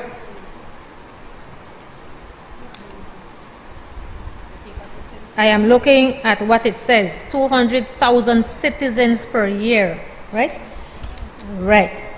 So again, Madam President, when I look at the other aspect in terms of our students being able to access and being able to assist them in, being able to properly work their education and having that experience, that's an important aspect. That's a good aspect of this project, because our students will be able to have that access, that practice. So that is good for them. But we must, I think, as we go through and we consider all that we would have seen in the documents, while we are allowing, we are affording, as was said before, all persons to have access, again, we have to look at whether these persons who have access to the same level can afford. And finally, Madam President, while we may not be paying much attention to all of the details, I have to say that we always know that the devil is in the details. And so those little details are important, because those details tell us what are our obligations, what will be happening, how this will function, and so those are very critical. So if it is that we are going to be providing better health care for our people, we must also pay keen attention to the affordability of our people, so that what it is that we are trying to achieve will be achieved. We don't want to have a hospital there that persons cannot go to because they can't afford. Thank you, Madam President.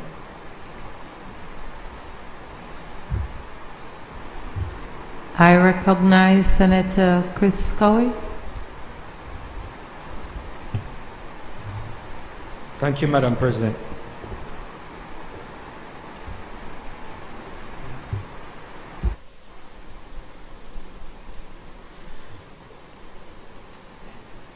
I start off by saying I truly appreciate the comments raised by all the senators.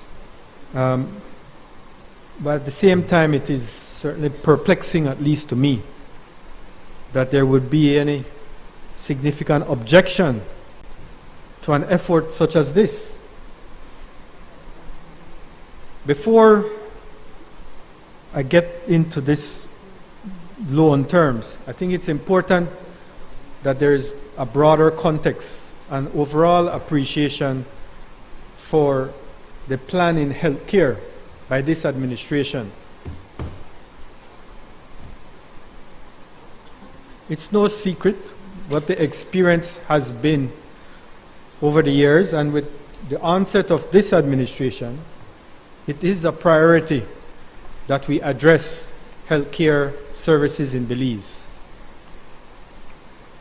That healthcare policy or that approach in healthcare speaks to the length and breadth of this country, not Belmopan or not Belize City, the whole country. And when we look at the whole country, we have issues at many levels. So it is part of that plan to look at developing clinics, building clinics throughout the country, from PG to Corozal. New clinics, because what's there right now, I don't know what kind of services we truly expect. Kabe has been involved in that assessment and is in fact conducting the reviews as far as looking at what clinics they may be able to finance. They are doing assessment and analysis for Belmopan itself as well. And it may well be that the outcome of that work by Kabe will be utilized as part of this effort with this loan. We speak about KHMH and we speak about healthcare in general. But under this administration, it's also no secret that the NHI has been a centerpiece. The expansion of NHI from Corozal through Orange Walk now did not happen under the UDP administration. It's happening now under this administration, under the Briceño administration. What that has meant on a recurring basis is an increase of over 50% of the NHI budget. Under the UDP, we're around 17 million or less in NHI. Now we're over almost 30 million, 29.5 million. That's over 50% every year being spent on NHI for primary care. So on that level, there is emphasis, there is focus, and there is money, more money, a lot more money into primary care. As far as KHMH, the subvention from the government has increased by over 15%. So there is an effort on a recurring basis to expand and invest in improving healthcare in the country. This hospital, Belmopan Hospital project, is a part of that overall effort. This isn't a recurring expense. The countries, bilaterals and multilaterals, they don't lend you to go and spend money for recurring expenses. They lend money for capital projects, capital investment. So it's disingenuous to talk about, oh, we should have used the 90 million to go and pay salaries here or buy some equipment or pharmaceuticals there. That's totally disingenuous.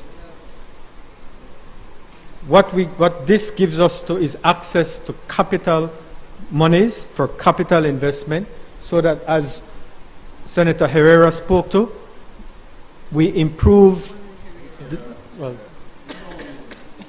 the good Senator Herrera.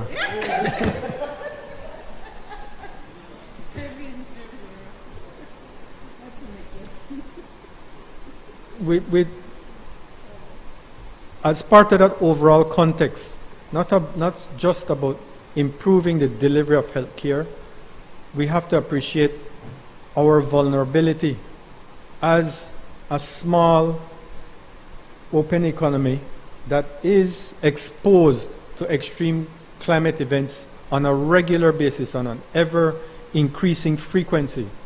It was a bit interesting that our business senator spoke to it and I was expecting to hear it from our NGO senator. But yes, this is critically important.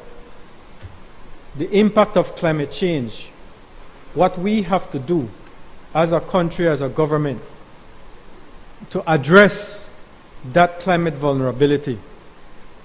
Senator Kevin Herrera spoke about the utility of having an alternative.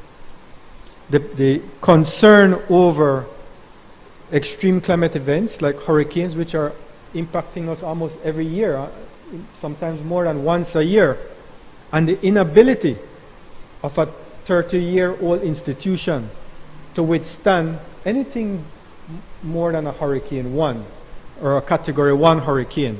And then the concern over flooding. It's clear that that institution built over 30 years ago, when the population was half the size of what it is now, is unable to provide the level of health care that the citizenry deserves. I think discussions have been raised and the point made about the West and the South, the access to health care for the West and the South in particular. But this is a tertiary care hospital for the entire country of Belize. It is a hospital that will be climate resilient. So it will provide not only services, but also redundancy for the very services that are being provided by the KHMH. Now, a lot of planning can be done to better allocate and more efficiently allocate what services may be provided in KHMH, what services may be provided in this hospital or elsewhere. All of that forms part of the equation. It is not simply about substitution or replacement. It is simply a cog in the wheel, a part of the overall health care or the delivery of health care to the country, to the citizenry. One of the deficiencies that has also been identified is personnel, the lack of personnel. We are experiencing that and have experienced that for however long. And so we import that labor, whether in form of doctors from Guatemala or Nicaragua. We have from many countries, nurses from Philippines or wherever they are coming from. So we already have that problem. So not only are we importing those personnel, but then we are also importing healthcare services when our own population goes to Mexico or Guatemala for health care. So what this project, this program, affords us an opportunity to address that issue as well. As a university hospital, the development, as Senator Zhang spoke to, of a medical program at the University of Belize will enable us to educate our own people so that we can provide medical services to ourselves. So in every which way you look at it, this hospital project makes absolute sense. Now we come to the loan.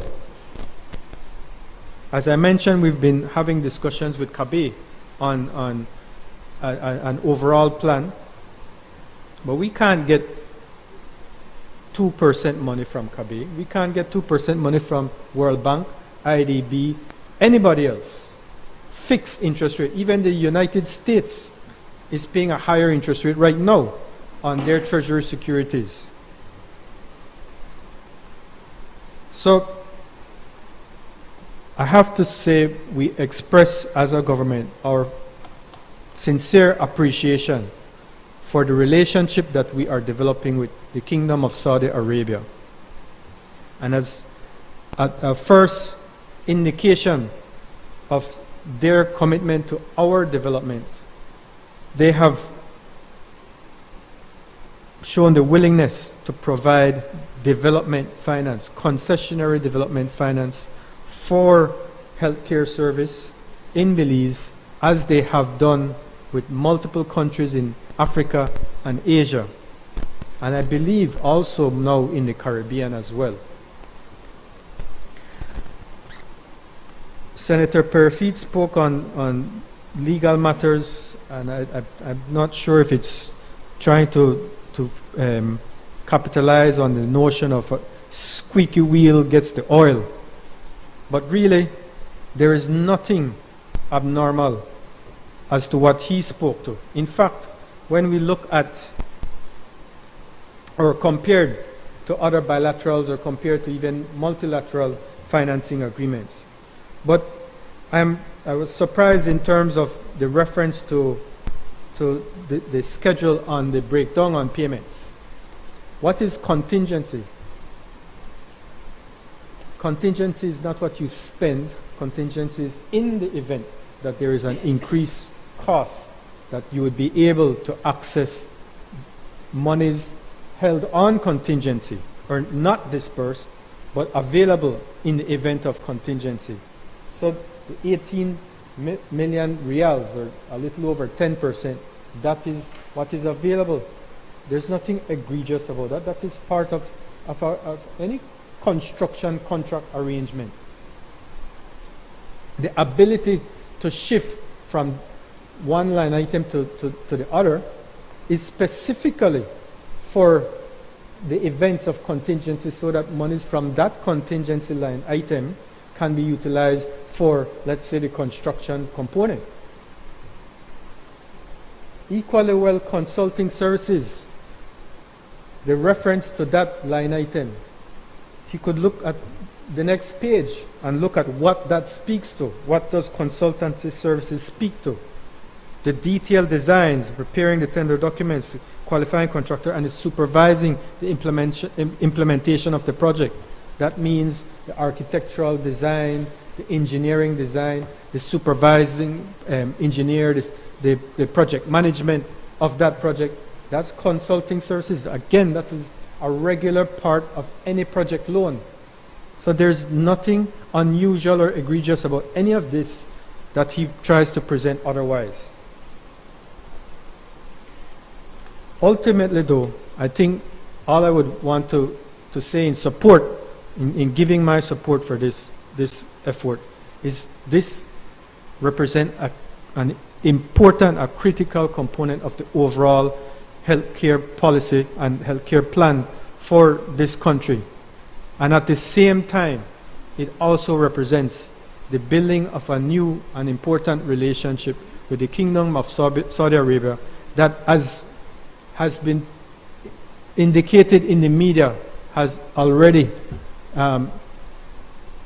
meant a second approval, an approval on a solar project, a game changer for this country, a solar project, 60 megawatt solar project that will take us in the direction of energy security and energy independence, while at the same time reducing materially the cost of power in this country using renewable energy.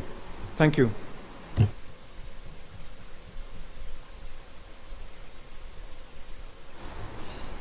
I recognize Senator Colette Bontejo. Thank you very much, Madam President. Madam President,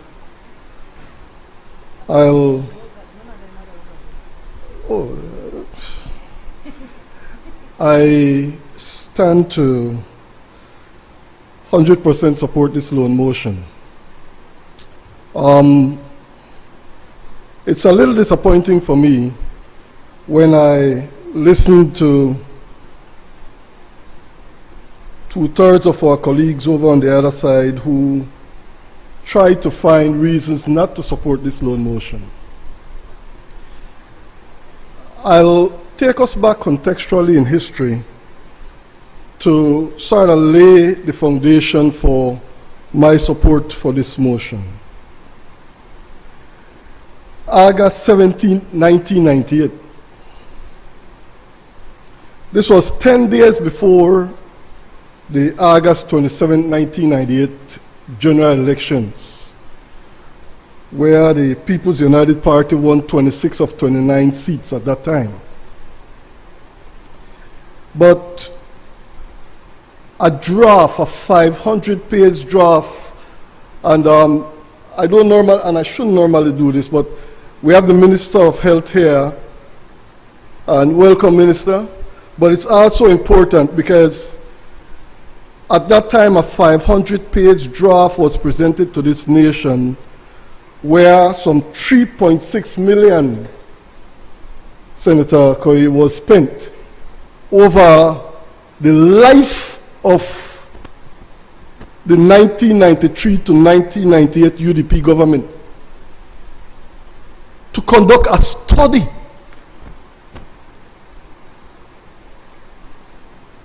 and the result of it was telling us something we already knew. Let me just quote a couple lines, Madam President, if I may. They said, health facilities and programs often managed by medical doctors without management or financial management training, inadequate supply of well-trained health professionals, especially medical specialists and managers. They spent $3.6 million to tell us, duh, we know that. Let me read another phrase. In terms of infrastructure, it was noted that what existed was old, dilapidated, poorly equipped, and poorly maintained. Duh. The health sector suffered from severe resource imbalances toward personnel and away from needed support costs, drugs, supplies, maintenance, etc. Come on. Did it? Listen, the UDP government, and Perez should have made it right there this morning, spent $3.6 million over 5 years to conduct a 500-page study to tell us what we already knew. So what happened? Let me fast forward to another study, again conducted by these guys, 2014 to 2024, called the Belize Health Strategic Plan. I'll quote just the first line, Madam President. Human resource for health. Belize faces, and that's just a subtopic, they said Belize faces shortages in many categories of healthcare providers, including nurses, specialists, and allied health professionals in particular. I won't even say how much was spent on this second one. We continue to spend money, at least at that time, and not addressing the core issue. I can recall when a hurricane was threatening Belize City. At that time, I was in administration at Belize Healthcare Partners. I've been in health administration for many years, Madam President. And we faced a serious crisis then as senators, Madam President. We may likely face in the event of another impending storm. Where do we take our critical care patients? At that time, I recall we had 4 patients in the ICU. All, and I refer to this with no excuse, all our current tertiary care facilities are located in Belize City as we speak right now. Belize Medical Associates, Belize City. Belize Healthcare Partners, Belize City. Carl Hushner Memorial, Belize City. All vulnerable to serious hurricane. Where do these patients go? Listen to then CEO Peter Allen, and I'll quote his words. The current Western Regional Hospital, which has served the new capital Belmopan since almost its inception, has reached its limit of usefulness. When was that? This was 2015. 10 years later. September 24th, 2015. He said, and I continue to quote, while the budget for the hospital has been well stretched, no amount of money, says the CEO, can disguise the hospital's fault. And this is why Belmopan will soon have a new regional hospital. Huh? September 2015. 13 years. Where's the hospital? Where's that hospital? And it's not, listen, I'll go a little further. UNDP, United Nations Development Program, conducted a serious study on the healthcare system in Belize.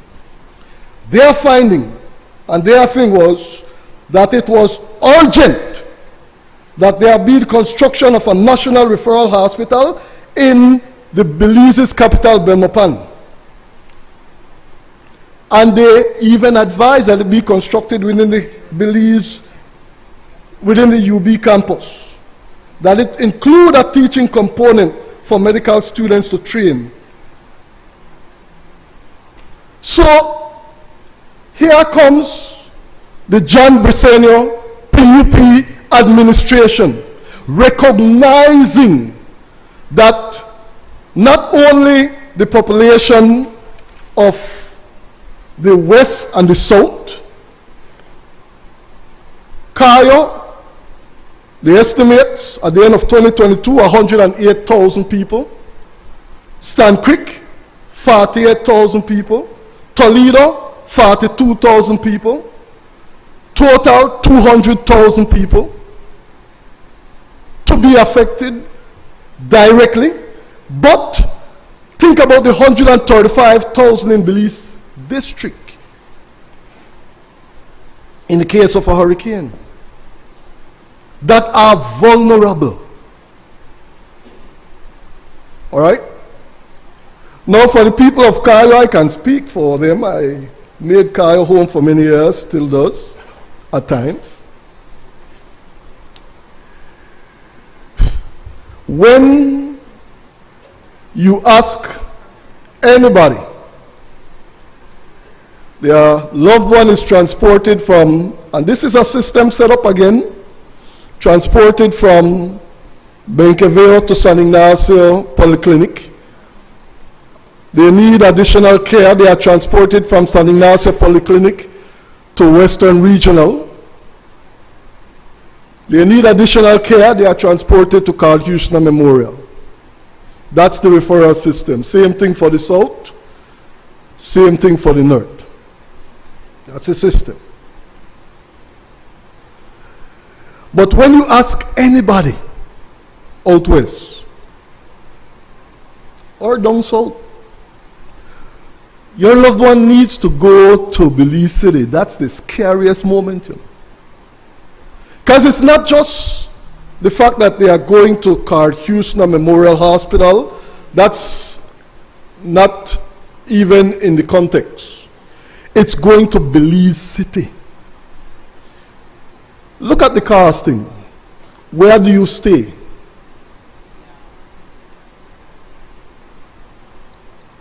That's one.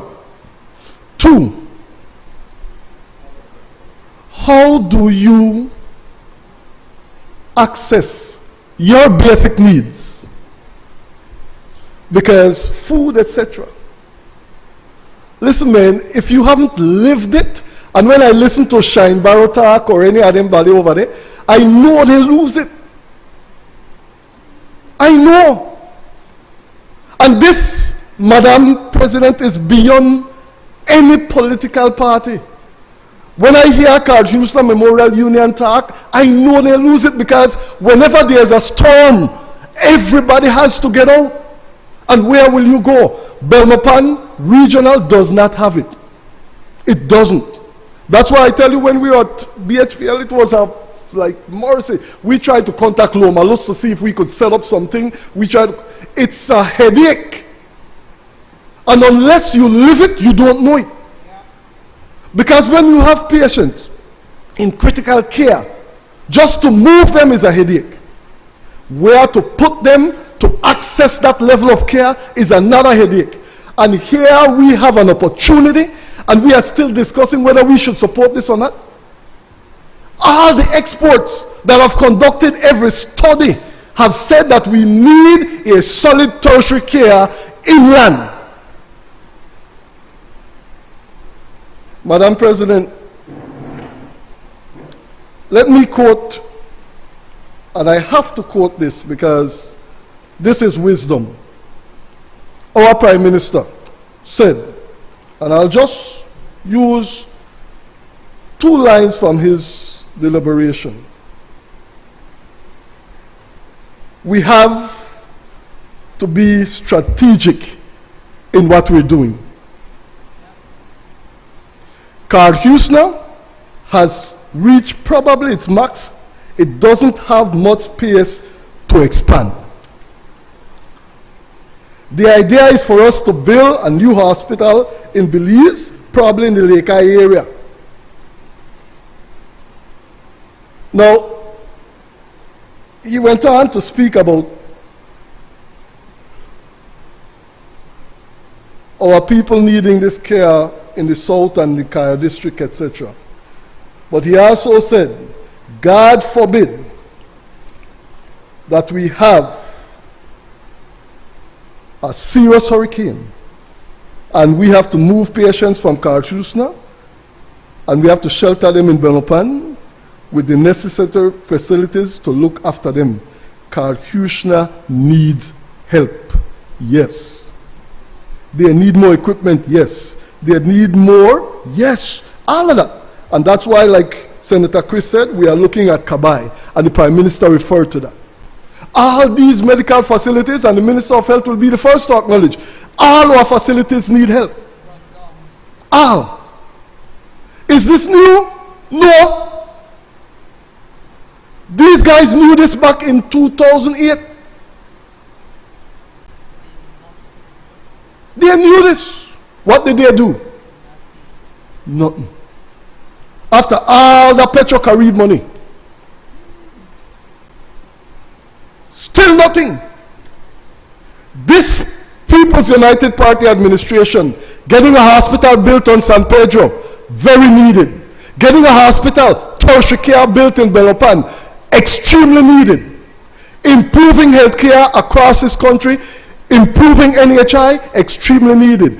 This PUP administration has always proven, as it relates to healthcare, that we are visionary. And therefore, Madam President, I advise our friends, put the politics aside. Look at the needs of the people. And yes, Senator Elena, we understand in respective to care and the cost of care. And that's one of the reasons why the National Health Insurance Policy was put in place by this People's United Party administration. Primary, secondary, and some tertiary care will be covered by the National Health Insurance for those who cannot afford it. That's vision.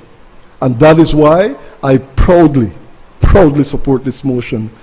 And Madam President, I will continue to encourage the Minister of Health, the Ministry of Health, to keep up the good work that they are doing and to improve healthcare in this country.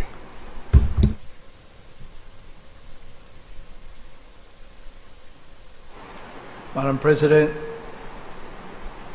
in winding up the debate on this motion, I start by unreservedly condemning in the strongest possible terms the utterances that fell from the mouth of Senator Perofit. I condemn his Islamophobia. To stand in this Senate, an honorable house, and mock the Crown Prince of Saudi Arabia is wrong. To stand in this house and to speak about the president of the Organization of Islamic Conference, a distinguished excellency, an ambassador of many years standing from the Republic of Chad, to call into question his integrity about appointing an arbitrator is racism and Islamophobia in the worst possible way. Senator Perofit criticized the Saudis, but I signed it last year in New York. Less than a year, established diplomatic relations with Saudi Arabia. They gave us a grant of $3 million, a loan for a tertiary care and learning hospital in less than a year, approved financing for a solar plant in less than a year, 60 megawatts.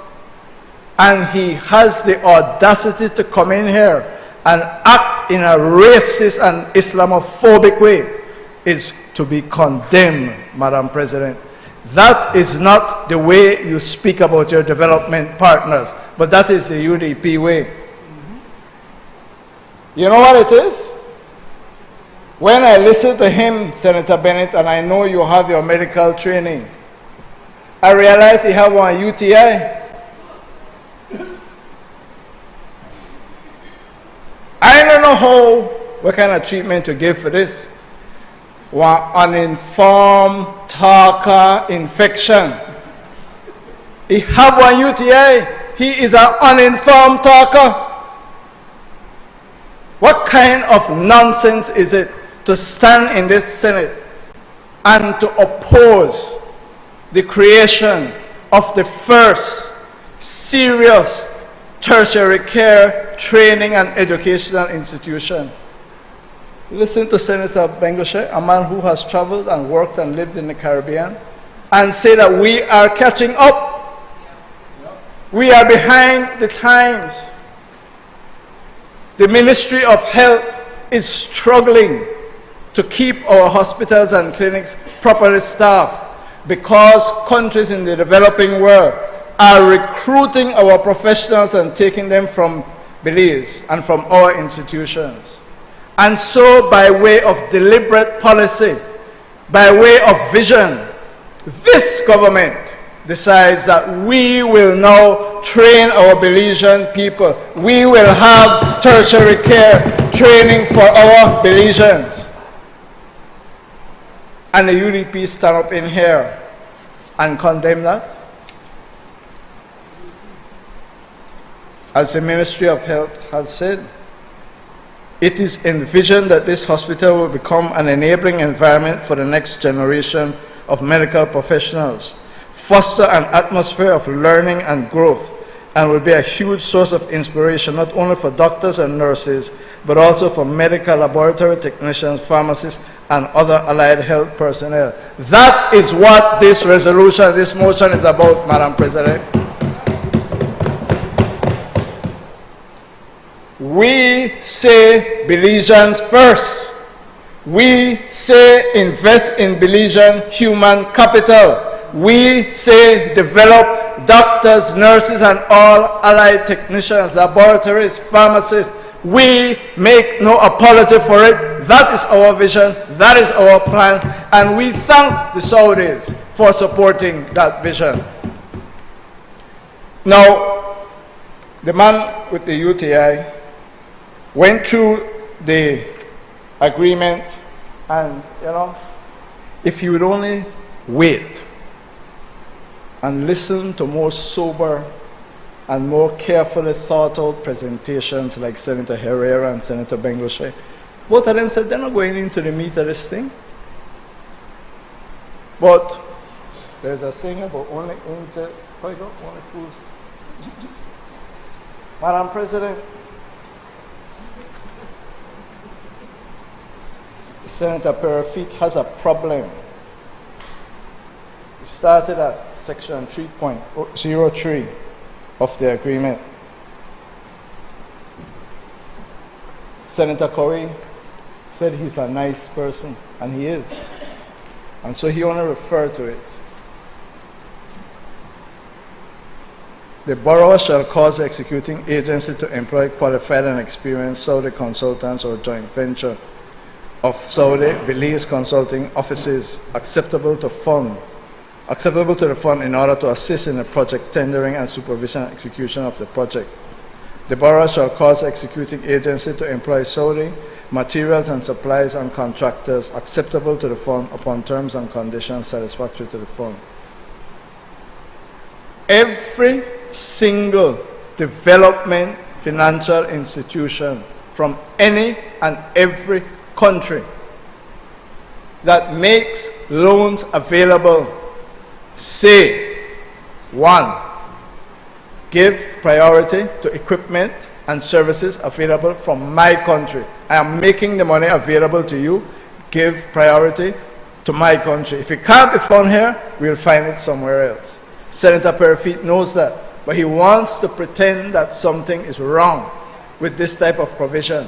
Every loan agreement that we have brought here have similar type of provisions.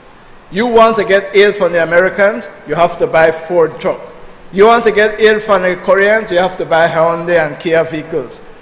You have to, if you are providing the loan, your businesses in your country have to get the first priority. There is nothing unusual about this type of arrangement, and Senator Perafit knows that and should know better to come in here suggesting that something is wrong with it. The fact that their experts will come here and will pay for it out of the money. We have a limit of 1.5 million on that. What's wrong with that? Worst of all,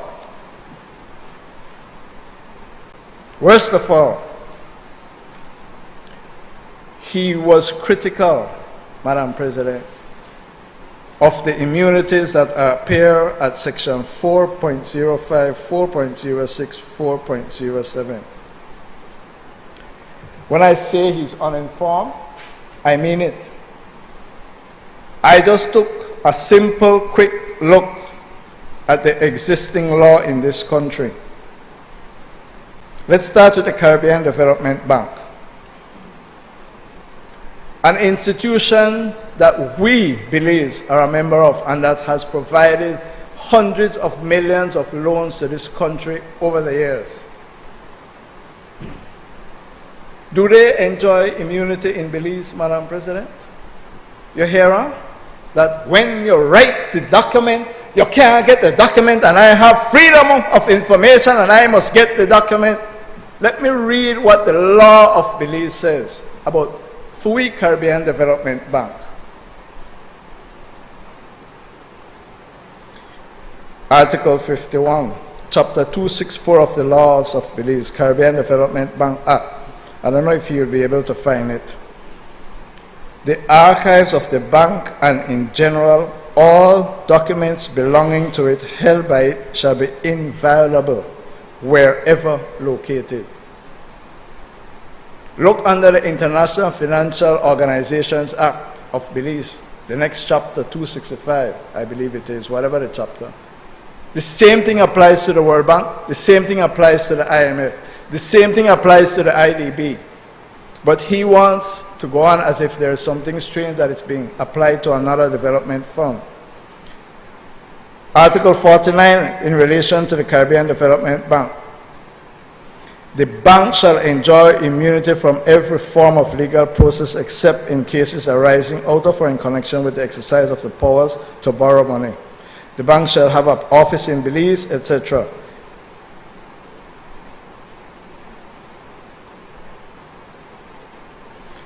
The bank and its property and assets, wheresoever located and by whomsoever held, shall be immune from all forms of seizure, attachment, or execution before the delivery or final judgment against the bank. The property and assets of the bank, wheresoever located and by whomsoever held, shall be immune from search, immune from requisition, immune from confiscation, immune from expropriation, or any other form of taking or foreclosure by executive or legislative decision. The assets, Madam President, the same thing applies to the assets. The point I am making very simply, Madam President, that the uninformed talker knows very well that all development banks operating in Belize have these immunities and privileges. There is nothing unusual about it applying to the Saudi Development Fund.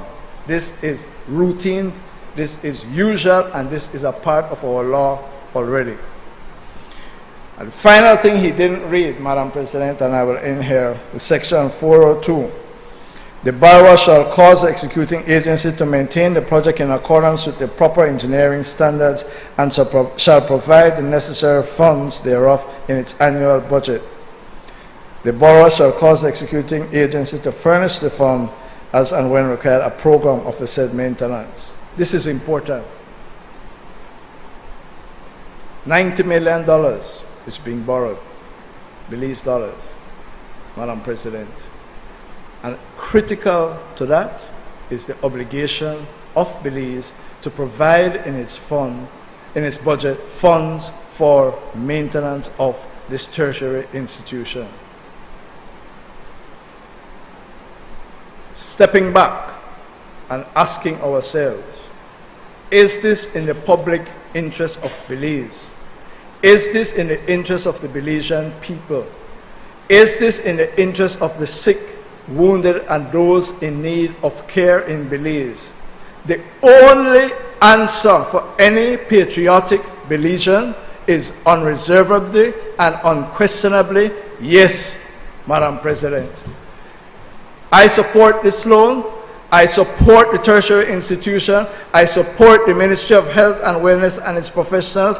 And I support the University of Belize in the execution of this project. And we thank the Saudis for joining hands with Belize in developing our healthcare sector. I ask that the question be put. Honorable members, the question is, now therefore be it resolved that this Honorable House, being satisfied that the loan proceeds would significantly assist the government of Belize to finance a tertiary hospital in the Balmapan area, approves and confirms that the government of Belize may enter into a loan agreement with the Saudi Fund for development on the terms and conditions set out above, and further authorizes the Minister of Finance to execute and deliver the said loan motion and all documents associated therewith. All those in favor, kindly say aye. Aye. Aye. Those against, kindly say no. The ayes have it. I recognize the leader of government business. Madam President, I move that whereas Standing Order 71-4 of the Senate Standing Orders provides that a joint select committee may be appointed at the request of either House with the approval of the other House, and whereas Standing Order 65 of the Senate Standing Orders provides that the Senate may refer matters relating to standing orders to the Standing Orders Committee for consideration and report, and whereas Standing Order 82-1 of the Senate Standing Orders requires that notice of a motion to amend the Standing Orders be given and accompanied by a draft of the proposed amendments, and whereas the need for a collaborative forum for all women parliamentarians of Belize, notwithstanding party affiliation or the chamber in which they serve, has been identified, and whereas such forum may facilitate networking, foster productive dialogue on issues of women's rights and gender equality, and promote the undertaking of actions to positively impact the inclusiveness of the legislative process and the country as a whole, and whereas there has been a consensus among women parliamentarians that this forum be established as a bicameral caucus of women parliamentarians, now therefore be it resolved that this Honorable House recommends that the Senate Standing Orders be amended to allow for such caucus to be established as a joint select committee in accordance with Standing Order 71 of the Senate, to sit jointly and similarly and with a similarly comprised committee from the House of Representatives annexed hereto, which is to be tabled as sessional papers number 59/1/14. And be it resolved that this motion be referred to the Standing Orders Committee of the Senate for consideration and report.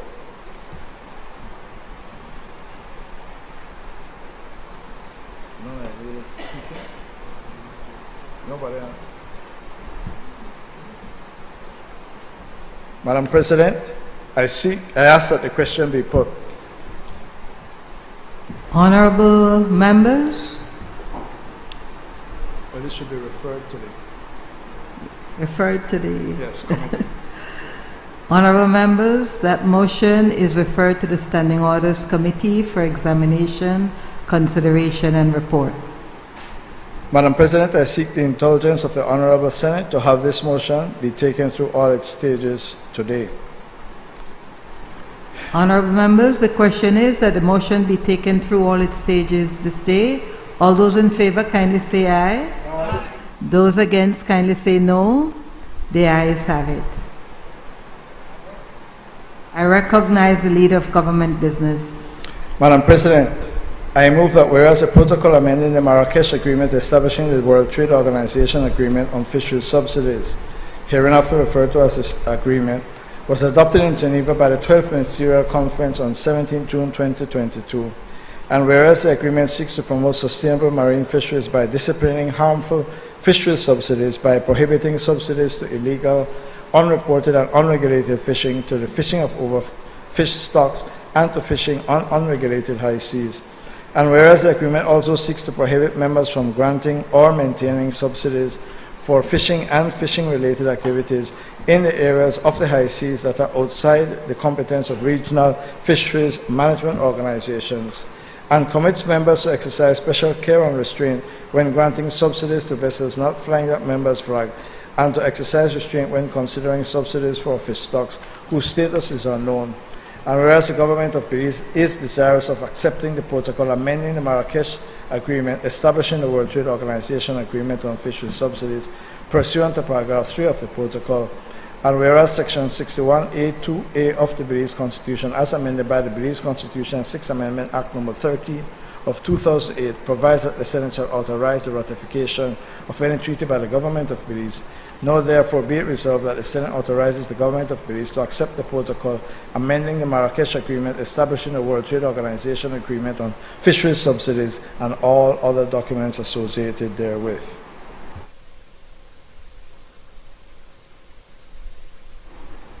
I recognize Senator Janelle Tanona. Thank you, Madam President.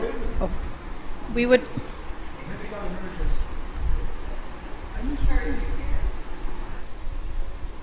I'll refer you both to the Standing Orders Committee. Senator Janelle Tanona, I know I need to remind these both gentlemen of Standing Order 40, but I won't because they ought to know.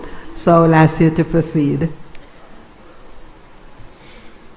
Thank you, Madam President. We would only take this opportunity to highlight that Belize should be able to use its position under this agreement to look at, I think, a recommendation long-standing that there should be a clear definition of who or what is a developed country or a developing country, so that if there are any subsidies or benefits to be gained from one status, that it is not allowed to continue to be a self-designating role. We also highlight, again, another long-standing recommendation that under the SDGs, the Sustainable Development Goals, and the Paris Agreement, there has been a long-standing call for reforming fossil fuel subsidies, which are currently being accused of wasteful usage. So we would only highlight that to the government on the WTO agreement. Thank you.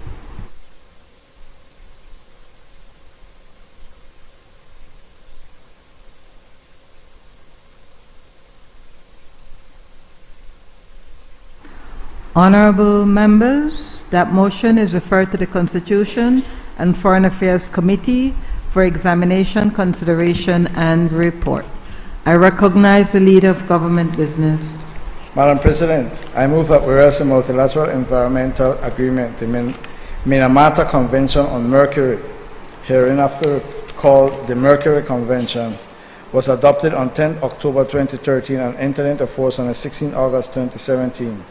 And whereas the objective of the Mercury Convention is to protect human health and the environment from anthropogenic emissions and releases of mercury and mercury compounds through inter alia, a ban on new mercury mines, the phase-out of existing ones, the phase-out and phase-on of mercury use in a number of products and processes, control measures on emissions to air and or releases to land and water, and the regulation of the informal sector of artisanal and small-scale gold mining.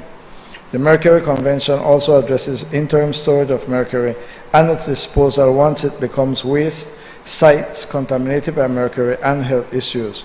And whereas the government of Belize is desirous of acceding to the convention pursuant to its Article 30, and whereas Section 61A(2)(a) of the Belize Constitution, as amended by the Belize Constitution, 6th Amendment Act No. 13 of 2008, provides that the Senate shall authorize the accession to any treaty by the government of Belize.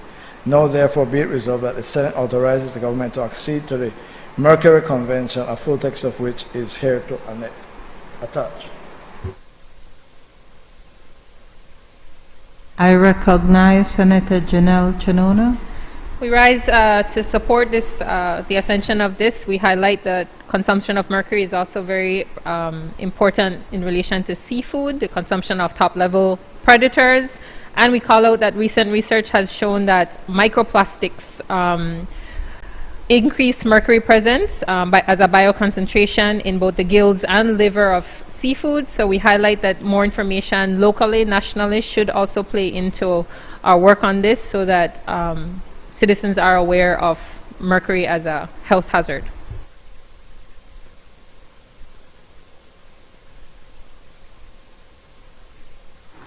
Honorable members, that motion is referred to the Constitution and Foreign Affairs Committee for examination, consideration, and report. I recognize the Leader of Government Business. Madam President, I move that whereas the framework agreement on technical cooperation between the government of the Republic of China, Taiwan, and the government of Belize was signed by authorized representatives of the aforementioned governments on the 3rd April 2023, and whereas the agreement shall serve to strengthen relations and promote and expand the scope of technical cooperation between the Republic of China, Taiwan, and Belize, and whereas the government of Belize is desirous of ratifying the agreement pursuant to Article 10 of the agreement, and whereas Section 61A(2)(a) of the Belize Constitution, as amended by the Belize Constitution 6th Amendment Act No. 13 of 2008, provides that the Senate shall authorize the ratification of any treaty by the government of Belize. Now, therefore, be it resolved that the Senate authorizes the government of Belize to ratify the framework agreement on technical cooperation between the government of the Republic of China, Taiwan, and the government of Belize, with the full text of which is attached here too.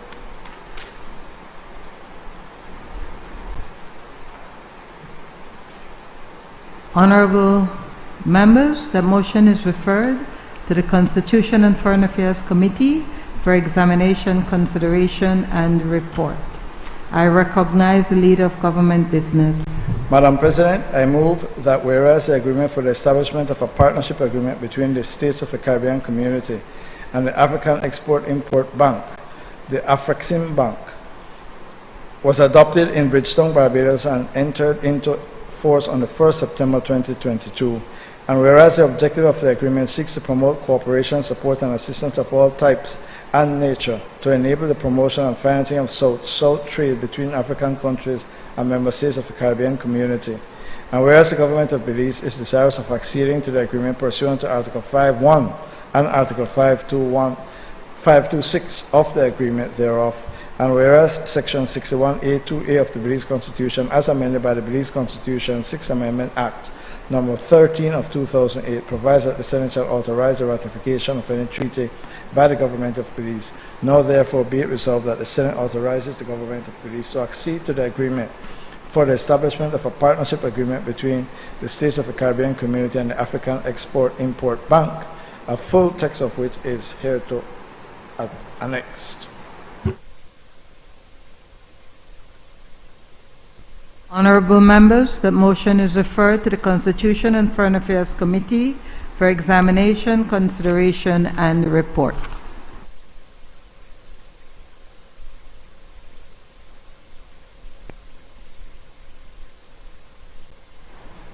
Announcement by the President. Honorable members, it has been agreed that the motion for the establishment of the Women's Parliamentarian Caucus Standing Committee 2023 passed this day. Standing Orders number 651 states that the Standing Orders Committee shall have the duty of considering from time to time and reporting on all such matters relating to standing orders as may be referred to it by the Senate. I therefore suspend the sitting to enable the Standing Orders Committee to examine, consider, and report back to the Senate on the motion. All those in favor, kindly say aye. Aye. Those against, kindly say no. The ayes have it. The sitting is therefore suspended until the Standing Orders Committee has concluded its business.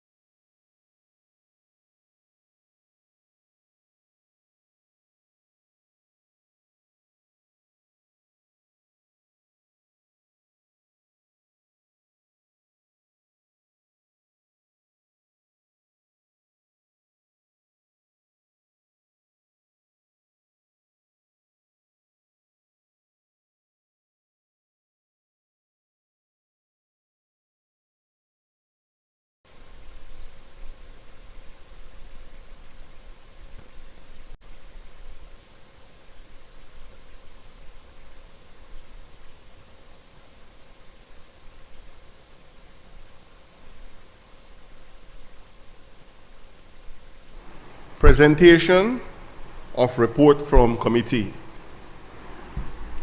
I recognize the Honorable Vice President on behalf of the Chairperson of the Standing Orders Committee.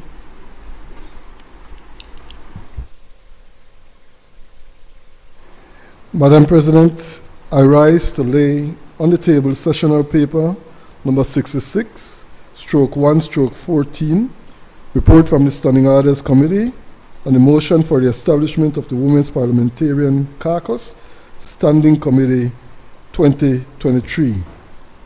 Madam President, if you will allow me just a couple of words. I'd like to, on behalf of the Standing Orders Committee, congratulate all the women involved in formulating this caucus, first of its kind in Belize. Congratulations to all, and please allow me also to congratulate Senator Janelle Chanona, who is the first chair of the Women's Parliamentary Caucus.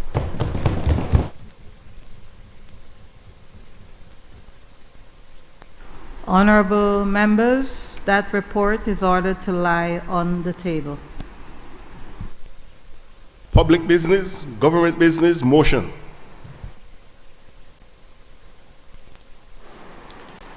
Madam President, I move with your permission not to repeat the recitals. I move, now therefore be it resolved that this Honorable House recommends that the Senate standing orders be amended to allow for such caucus to be established as a joint select committee in accordance with Standing Order 71 of the Senate to sit jointly with a similarly comprised committee from the House of Representatives annexed hereto, which is tabled as sessional paper number 59, stroke 1, stroke 14.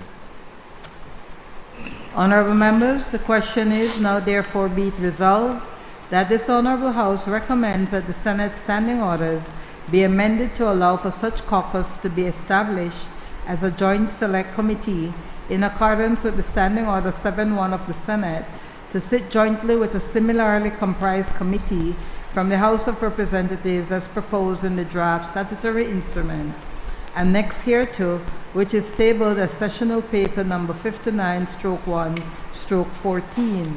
All those in favor kindly say aye. Aye. Those against kindly say no. The ayes have it. Bills for second reading. I recognize the Leader of Government Business. Madam President, I rise to defer the second reading of the Extradition Bill 2023 to a further date.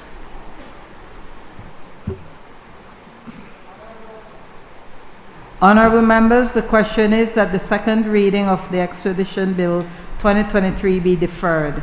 All those in favor kindly say aye. Aye. Those against kindly say no. The ayes have it. I recognize the Leader of Government Business. Madam President, I rise to move a second reading of a bill for an act to amend the Public Sector Emoluments and Allowances Reduction Act number 14 of 2021 to repeal and replace the definition of relevant period so as to end the increment freeze imposed on certain persons appointed to hold a public office at the 31st of March 2023 instead of March 31st, 2024, and to provide for matters connected therewith or incidental thereto.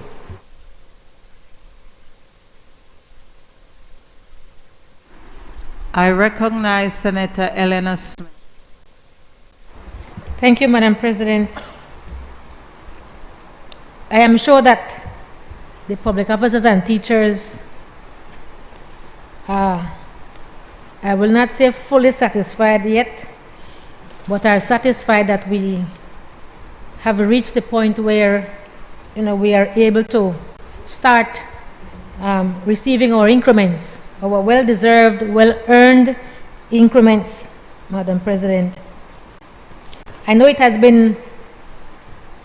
been a difficult 2 years, having to work with less, doing the same work but getting less for the work that we've done. And so while we are quite grateful that this has come ahead of when it would have been expected to be completed, no? It said up to 3 years, and we are here now before the 3 years. The only thing I want to add, Madam President, is just a reminder that as unions, as we continue to have our discussions on these matters, that the government side remembers that there's a promise, if you will, and I will not say undertaking, because of our experience the last time around, but there has been a promise. Yes, there was undertakings given to us, and those undertakings have not yet been, they have not yet come to fruition. So I will be very cautious with that word. However, we will still hold the government to account for those undertakings. We won't put it outside. But just to say that, in addition to the reinstatement, Madam President, of, as I said before, what has already been earned, we just want to remind the government side, the government team, that there is still the continued negotiations on the fulfillment of us getting back those lost increments. Because as you all would know, the loss from the increments is far bigger than the loss from the 10% cut. Because when we look at the number of years that you would have lost all of these monies up to the point of retirement, it's quite a bit. And so we have been promised, it has been mentioned in the House, that this government would ensure that we are giving back those increments, the two that we lost, plus the one that the other government, that the opposition government took away from us. So we are fully awaiting those discussions, Senator. We are awaiting those discussions so that we can conclude that for our members, so that they can, again, once more be able, Madam President and colleagues, to receive what is rightfully ours and to be able to just live a little bit more with less burden, knowing that what is ours will be given to us. So we look forward to those discussions and concluding those and being able to finally say that we are up to par with our increments as they should be. Thank you. Madam President, I ask that the question be put. Honorable members, the question is that the bill for an act to amend the Public Sector Emoluments and Allowances Reduction Act, Act number 14 of 2021, to repeal and replace the definition of relevant periods so as to end the increment freeze imposed on certain persons appointed to hold a public office as at March 31st, 2023, instead of March 31st, 2024, and to provide for matters connected therewith or incidental thereto, be read a second time. All those in favor, kindly say aye. Aye. Those against, kindly say no. The ayes have it.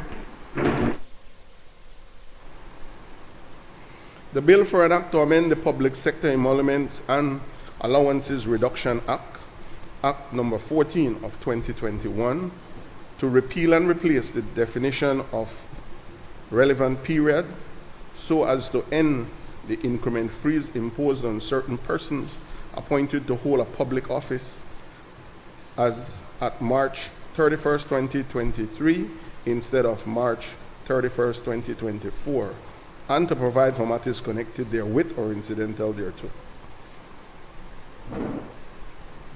I recognize the Leader of Government Business. Madam President, I seek your permission to treat the next 7 bills together.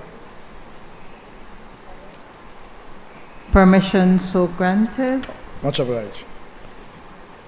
Madam President, I rise to move the second reading of a bill for an act to amend the Credit Unions Act, Chapter 314 of the Substantive Laws of Belize, Revised Edition 2020, to satisfy the requirements of the Financial Action Task Force recommendations, to provide for the Chief Executive Officer, Senior Executive Officer, and members of the Board of Directors, Supervisory Committee, and Credit Committee to be fit and proper, to provide for publication of sanctions at the discretion of the Central Bank of Belize, to provide for credit unions to comply with all requirements of the Money Laundering and Terrorism Prevention Act, and to provide for matters connected therewith or incidental thereto.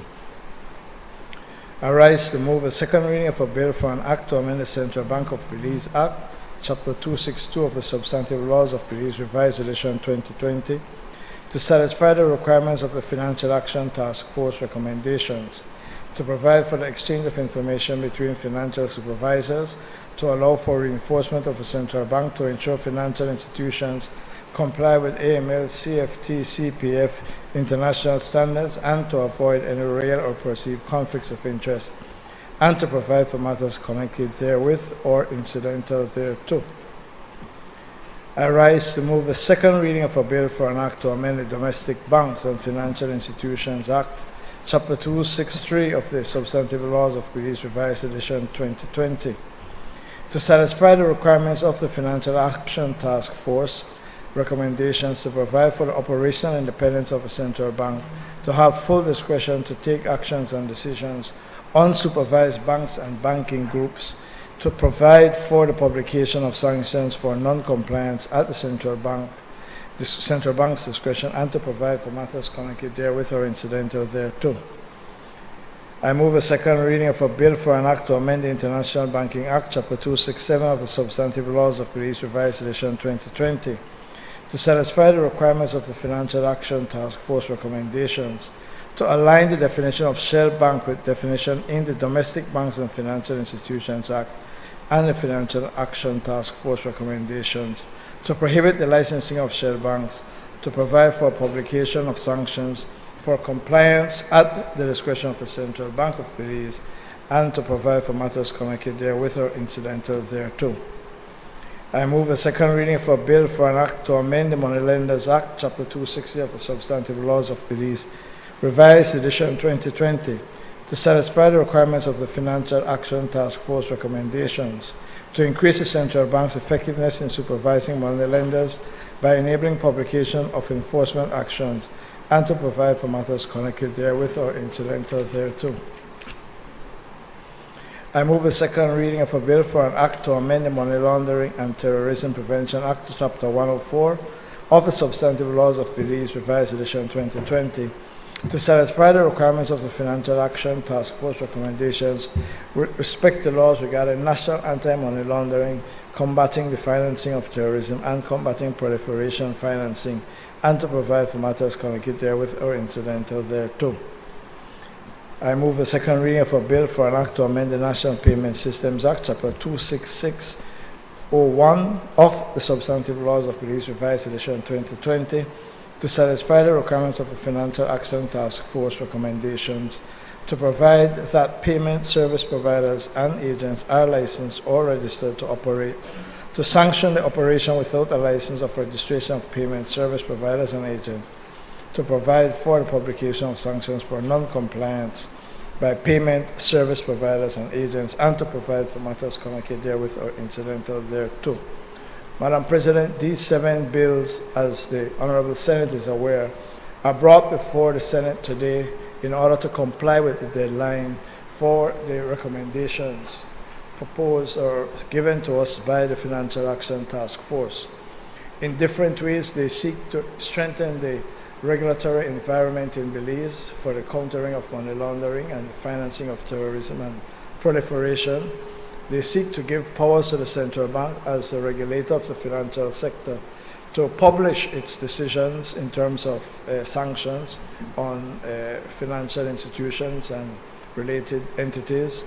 They also seek to create more autonomy in the central bank to assist with the ensuring that the central bank operates in an autonomous way to reduce the potential for conflicts of interest, and when it comes to money lenders and payment system, to ensure that they are registered and regulated. In short, Madam President, these bills seek to improve governance and to strengthen the regulators.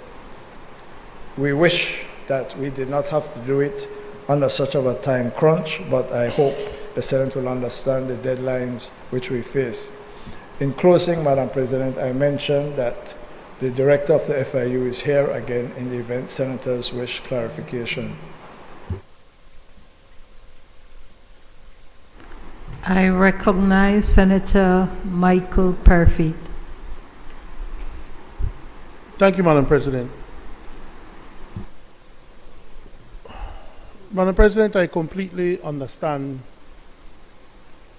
the need for the different pieces of legislation.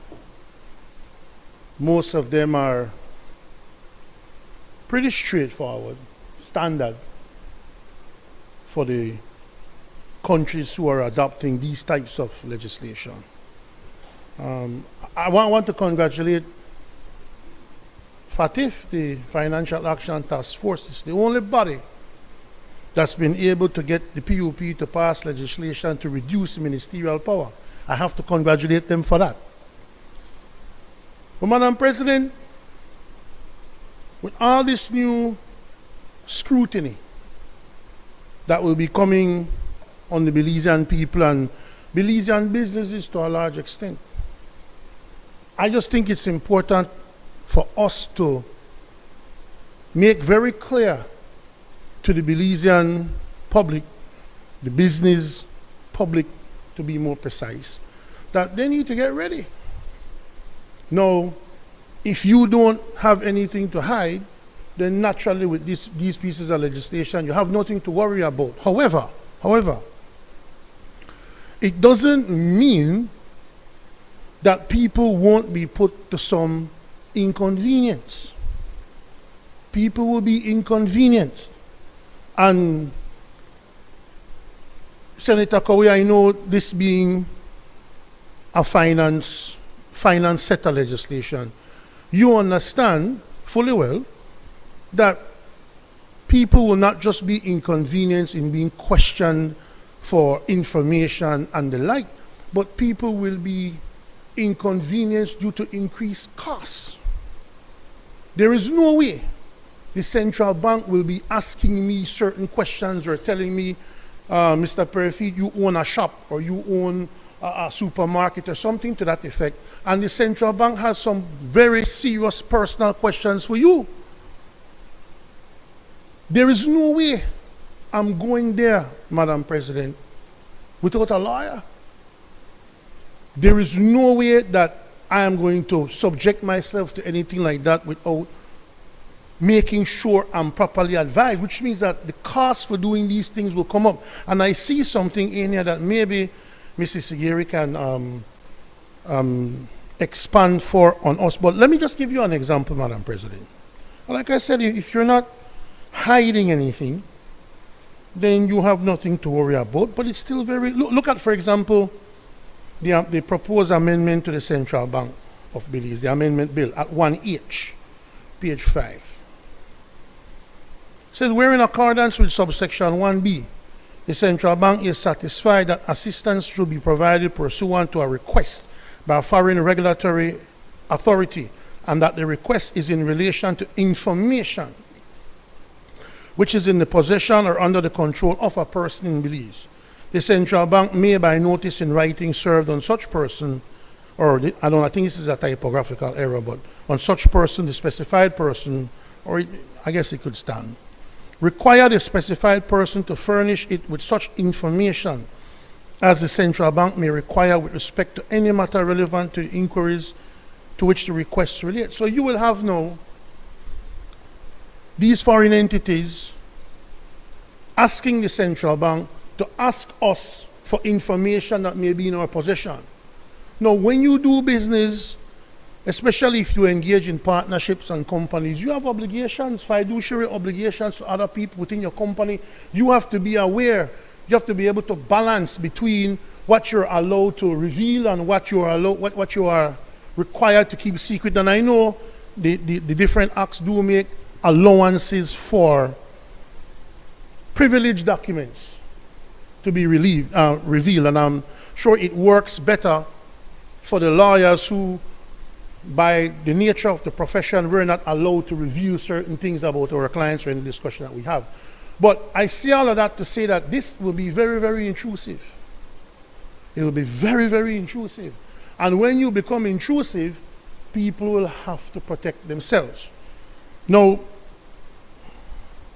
it may require the specified person or any of its officers, servants, or agents to attend before the Central Bank.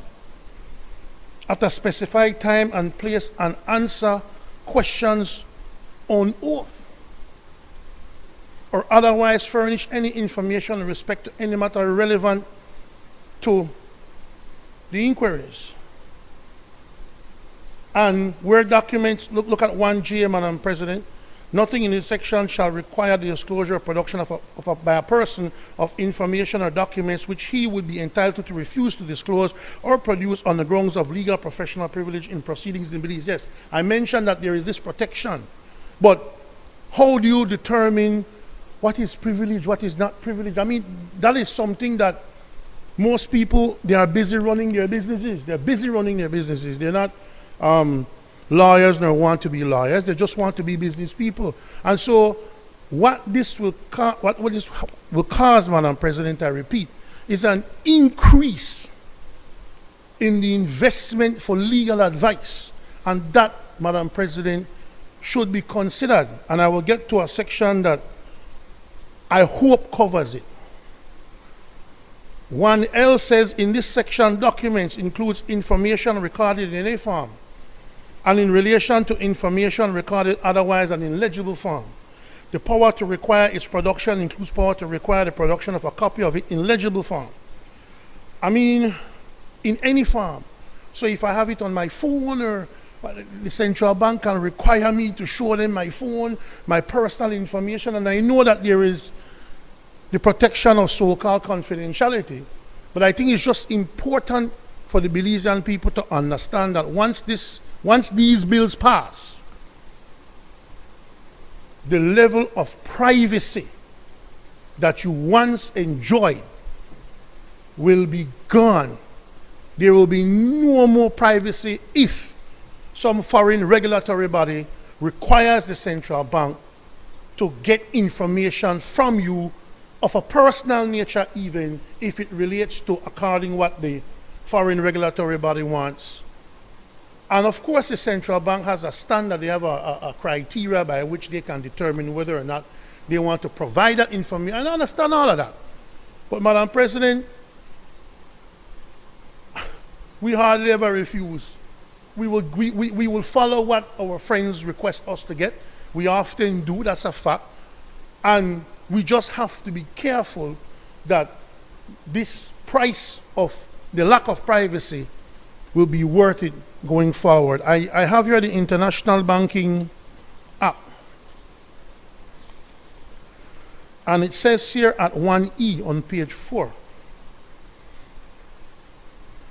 The central bank may, of course, decline to exercise the powers conferred by subsection 1B. So you may request information from them, and you may say no.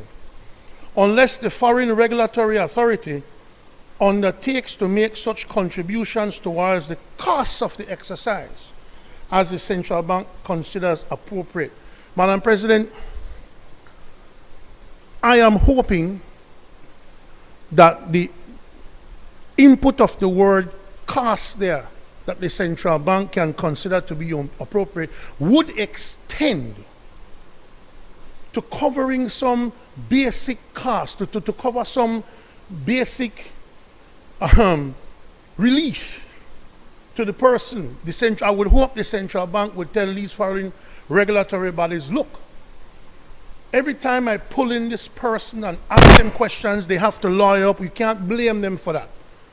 You will have to provide in your requests not just the cost for the central bank to carry out this exercise, but a minimum cost of maybe $1,000 or $1,500 to the person who we have to bring into question, especially if you're not.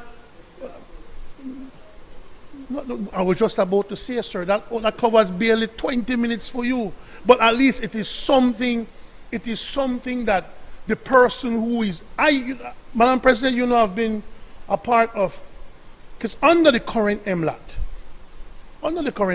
when these people from Slovenia, Russia, or whatever, they're investigating something that has to do with an agent or a person registered in a Belize company, under our law, the magistrate or the AG's ministry can summon that person to come before the magistrate's court and answer questions.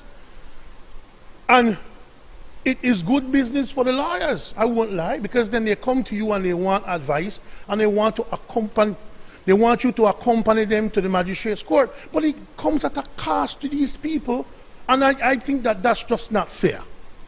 I think if these foreign regulatory bodies are going to be providing costs to get information from people, then it cannot just be that it will be the central bank costs that they are covering. I think they need to also undertake to cover the costs for the people who are being summoned before the central bank and question, who have to bring attorneys, especially those people who you're not saying that they have committed any crime, you know.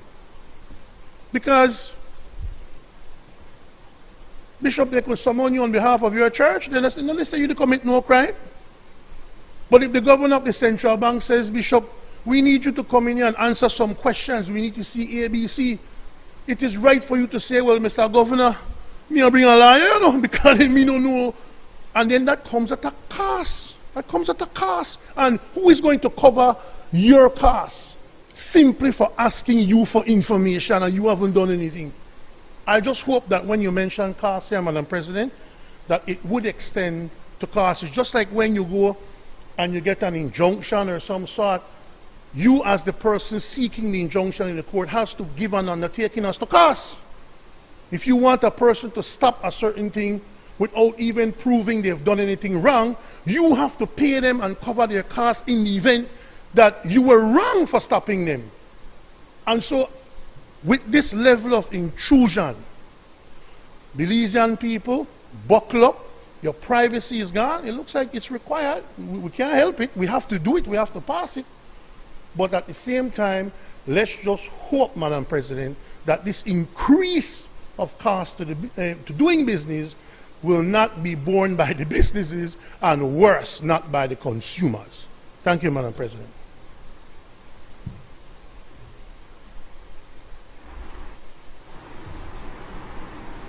Senator? No.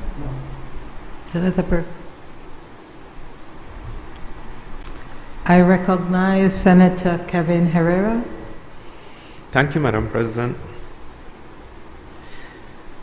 Madam President, I'd like to limit my comments to the Central Bank of Belize Amendment Bill 2023.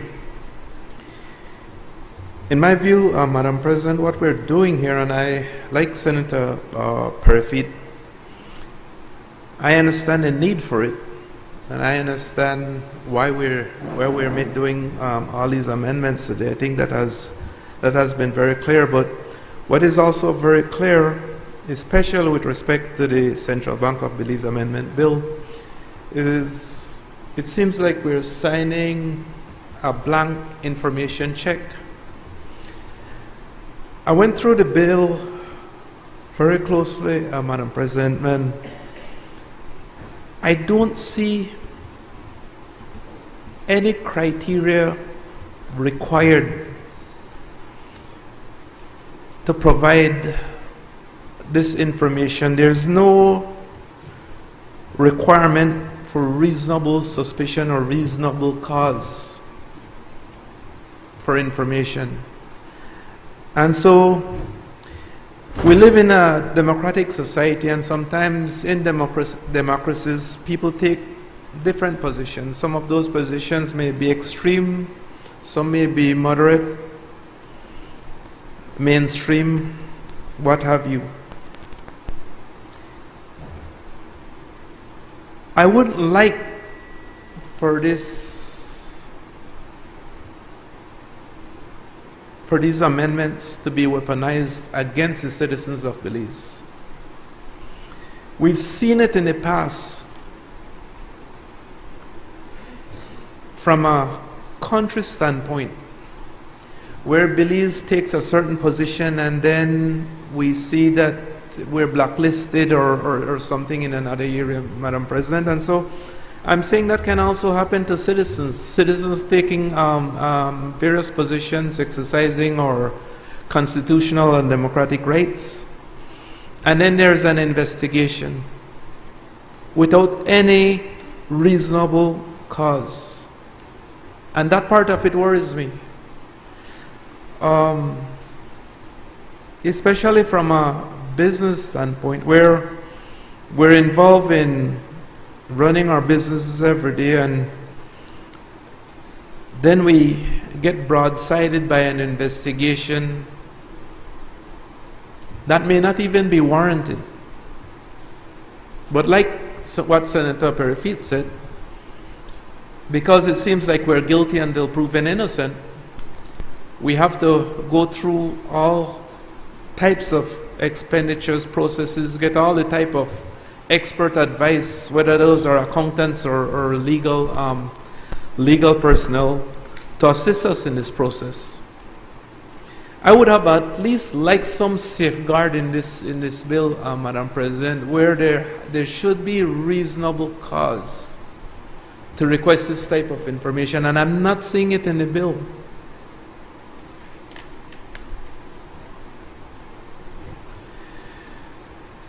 So perhaps when we hear from the government side, that perhaps it would be good if we could at least add some safeguard in there, like what I mentioned. There should be some reasonable or some criteria, some reasonable cause by which this information is requested. It can't be just that we have a blank information check, and so you can just use it to harass citizens.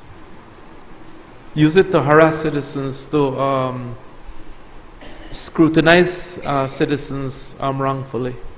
And the way it seems right now, Madam President, the bill can be, what we're passing today can lead to that in the future. Thank you, Madam President.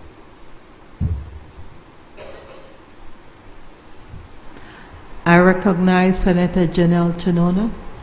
Thank you, Madam President. I'll echo the identification or the recognition of the need. I just wanted to call out, we had some, in looking at the 7 together, so I appreciate looking at these together. Just, I would say some, I don't want to call them inconsistencies, but some of the amendments focus on removing ministerial discretion, but for instance, at the law revision, it's the minister's sole opinion to determine whether revision. I'm just calling out that that doesn't seem consistent with this. The minister would benefit from the interim. I didn't see it in the Parent Act. Oh, I apologize. Central Bank Act. I don't see where the, for instance, the code, to Senator Herrera's point in terms of the triggering, but also that the code requiring director, governor, and bank employees conflict. We noted, I don't know if this already exists somewhere. I didn't see it in any anything posted online, and it wasn't shared. If it doesn't exist, is there a time frame for the code? Who will police this?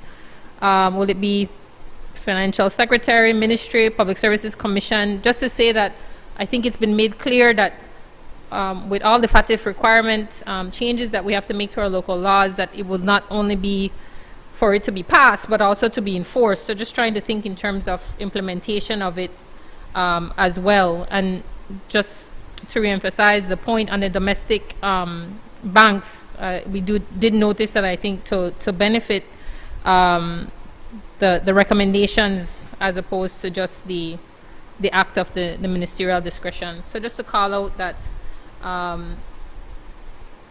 that consistency and that need to follow through on who will be doing the monitoring and the enforcement of the changes, the amendments that we'll be making, so that they actually happen and are not just stated.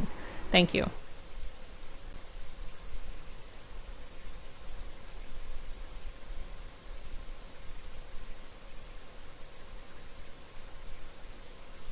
I recognize Senator Chris Cowie. Thank you, Madam President.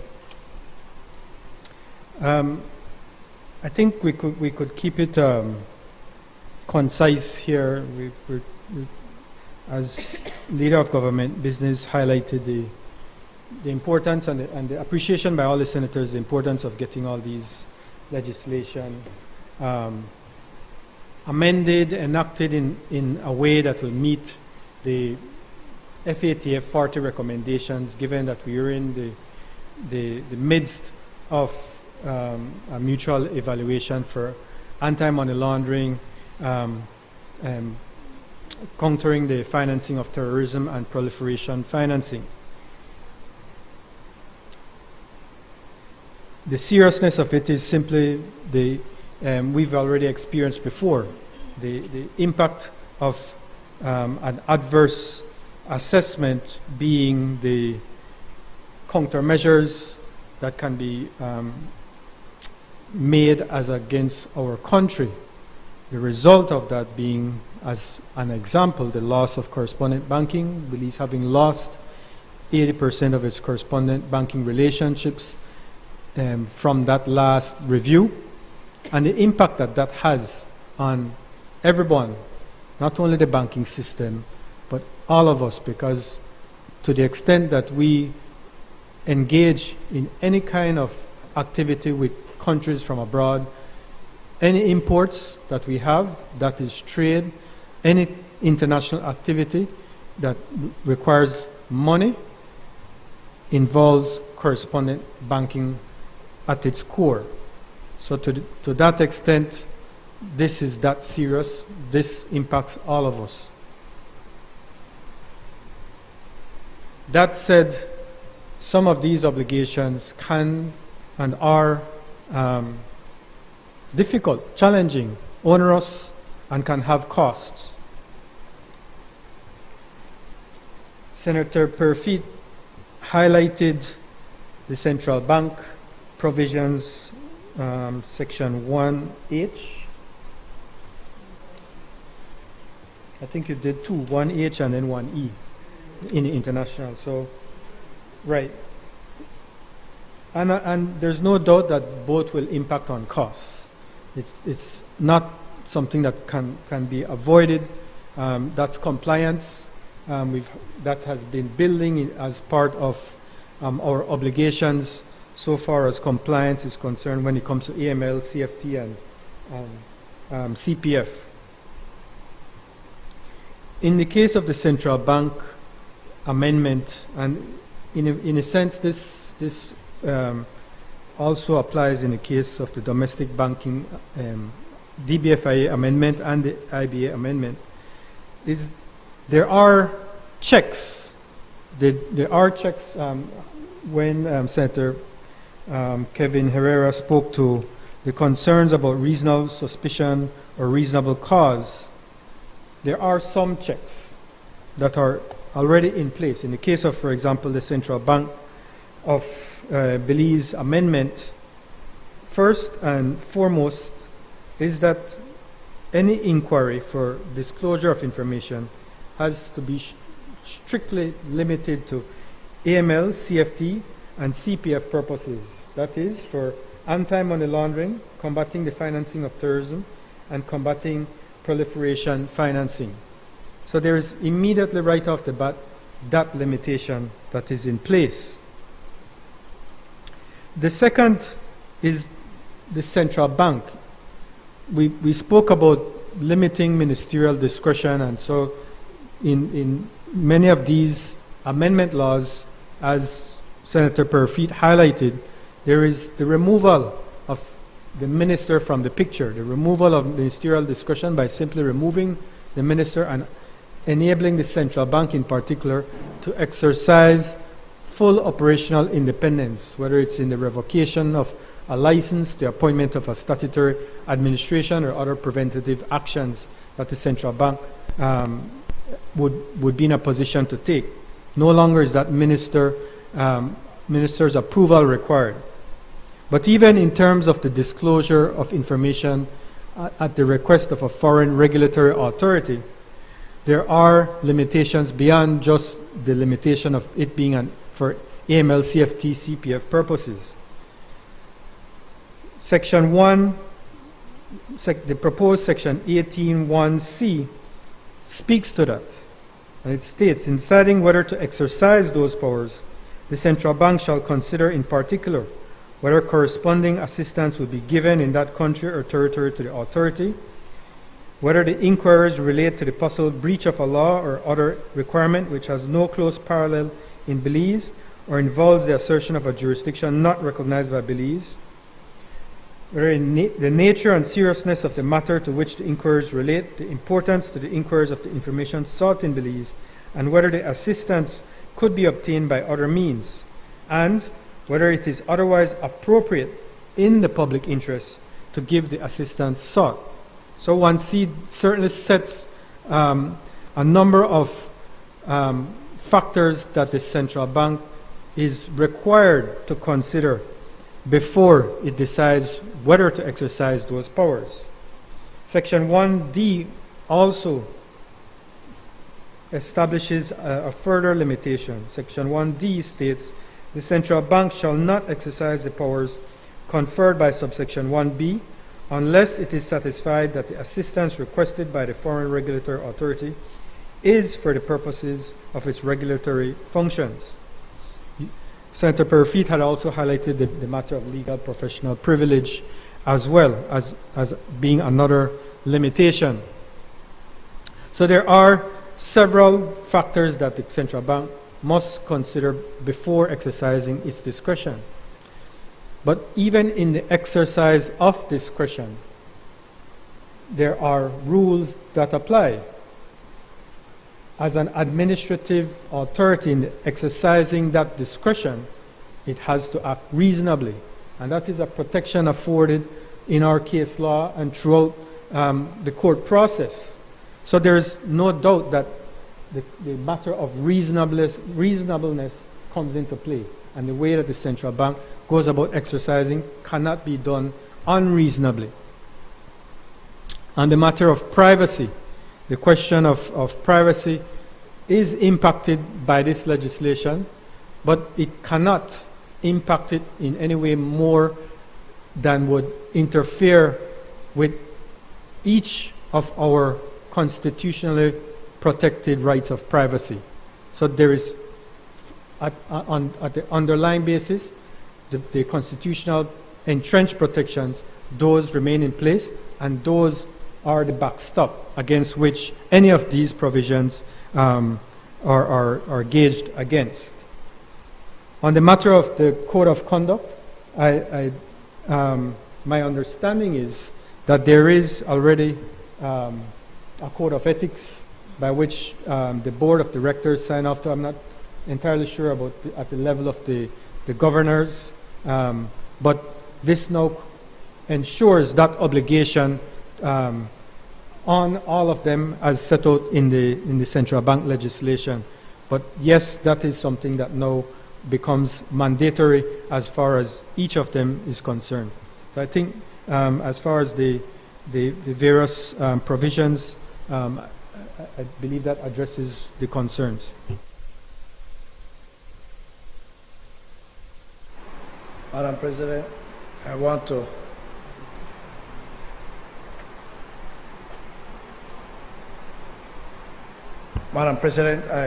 thank Senator Cowie for his distillation of the provisions of the bill. I will be very brief in responding to the concerns raised by Senator Kevin Herrera. Perhaps his main concern was the potential abuse and the lack of what he regards as protection in the bill.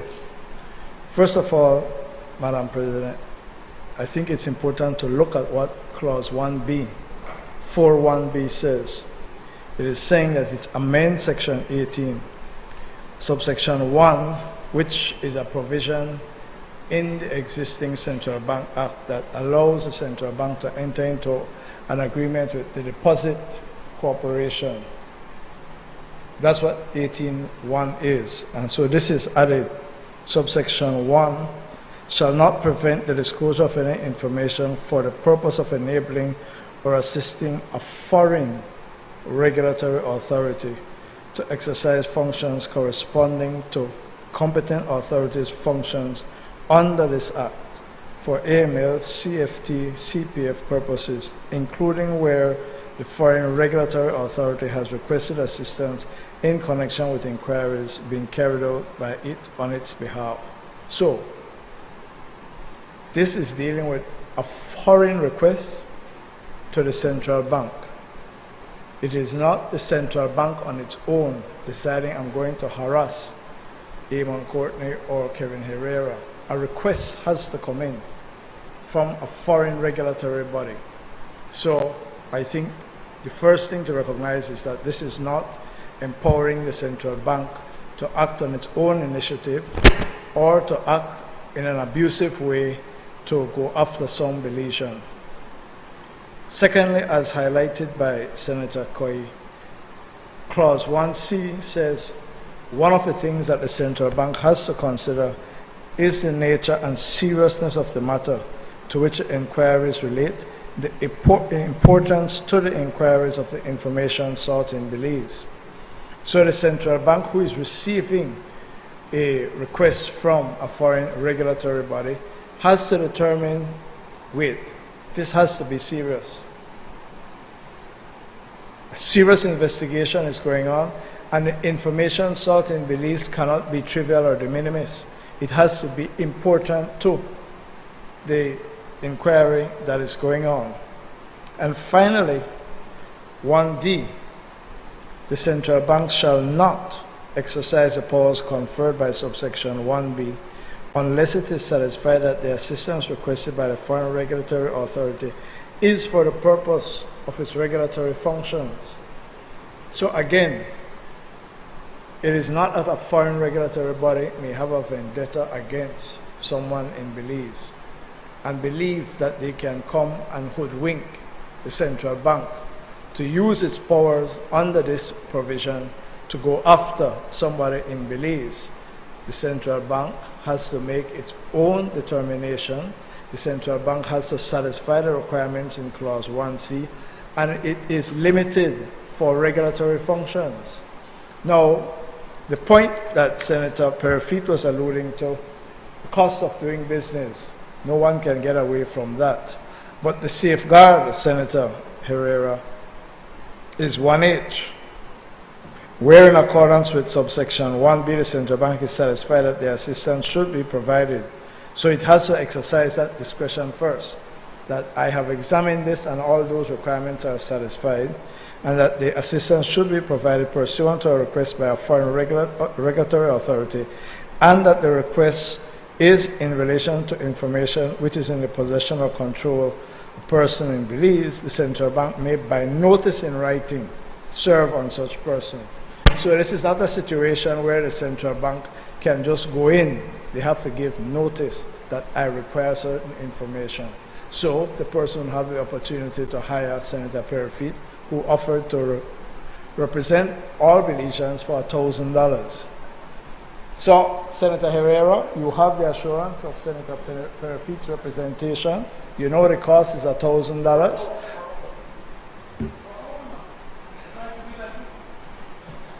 Sorry. In all seriousness, Madam President, I think that there are, when one takes a careful look at the legislation, there are checks and balances. There is, the central bank has to operate on the basis that it has a genuine request from a foreign regulatory body. It has to satisfy itself that it is relevant and important. It has to satisfy itself that the information is not trivial, and it has to give notice to the person before that person is required to give up information. Madam President, in the circumstances, I want to thank senators for considering these bills all together under pressure, and I ask that the question be put in relation to all the bills. Honorable members, the question is that the bill for an act to amend the Credit Unions Act, Chapter 314 of the Substantive Laws of Belize, Revised Edition 2020, to satisfy the requirements of the Financial Action Task Force recommendations to provide for the Chief Executive Officer, Senior Executive Officer, and members of the Board of Directors, Supervisory Committee, and Credit Committee to be fit and proper to provide for publication of sanctions at the discretion of the Central Bank of Belize to provide for credit unions to comply with all requirements of the Money Laundering and Terrorism Prevention Act, and to provide for matters connected therewith or incidental thereto, be read a second time. That the bill for an act to amend the Central Bank of Belize Act, Chapter 262 of the Substantive Laws of Belize, Revised Edition 2020, to satisfy the requirements of the Financial Action Task Force recommendations, to provide for the exchange of information between financial supervisors, to allow for reinforcement of the central bank to ensure financial institutions comply with AML/CFT/CAPF international standards, and to avoid any real or perceived conflicts of interest, and to provide for matters connected therewith or incidental thereto, be read a second time. That the bill for an act to amend the Domestic Banks and Financial Institutions Act, Chapter 263 of the Substantive Laws of Belize, Revised Edition 2020, to satisfy the requirements of the Financial Action Task Force recommendations, to provide for the operational independence of the central bank, to have full discretion to take actions and decisions on supervised banks and banking groups, to provide for the publication of sanctions for non-compliance at the central bank's discretion, and to provide for matters connected therewith or incidental thereto, be read a second time. That the bill for an act to amend the International Banking Act, Chapter 267 of the Substantive Laws of Belize, Revised Edition 2020, to satisfy the requirements of the Financial Action Task Force recommendations, to align the definition of shell bank with the definition in the Domestic Banks and Financial Institutions Act and the Financial Action Task Force recommendations, to prohibit the licensing of shell banks, to provide for the publication of sanctions for non-compliance at the discretion of the Central Bank of Belize, and to provide for matters connected therewith or incidental thereto, be read a second time. And that the bill for an act to amend the Money Lenders Act, Chapter 260 of the Substantive Laws of Belize, Revised Edition 2020, to satisfy the requirements of the Financial Action Task Force recommendations, to increase the central bank's effectiveness in supervising money lenders by enabling publication of enforcement actions, and to provide for matters connected therewith or incidental thereto, be read a second time. That the bill for an act to amend the Money Laundering and Terrorism Prevention Act, Chapter 104 of the Substantive Laws of Belize, Revised Edition 2020, to satisfy the requirements of the Financial Action Task Force recommendations with respect to laws regarding national anti-money laundering, combating the financing of terrorism, and combating proliferation financing, and to provide for matters connected therewith or incidental thereto, be read a second time. That the bill for an act to amend the National Payment System Act, Chapter 26601 of the Substantive Laws of Belize, Revised Edition 2020, to satisfy the requirements of the Financial Action Task Force recommendations, to provide that payment service providers and agents are licensed or registered to operate, to sanction the operation without a license or registration of payment service providers and agents, to provide for the publication of sanctions for non-compliance by payment service providers and agents, and to provide for matters connected therewith or incidental thereto, be read a second time. All those in favor, kindly say aye. Those against, kindly say no. The ayes have it.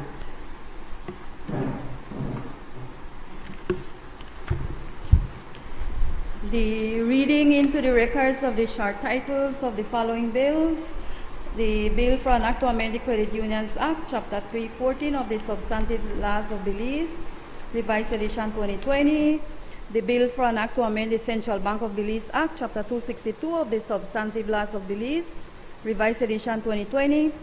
Bill for an act to amend the Domestic Banks and Financial Institutions Act, Chapter 263 of the Substantive Laws of Belize, Revised Edition 2020, Bill for an Act to amend the International Banking Act, Chapter 267 of the Substantive Laws of Belize, Revised Edition 2020, Bill for an Act to amend the Moneylenders Act, Chapter 260 of the Substantive Laws of Belize, Revised 2020, Bill for an Act to amend the Money Laundering and Terrorism Prevention Act, Chapter 104 of the Substantive Laws of Belize, Revised Edition 2020, and the Bill for an Act to amend the National Payment System Act, Chapter 26601 of the Substantive Laws of Belize, Revised Edition 2020.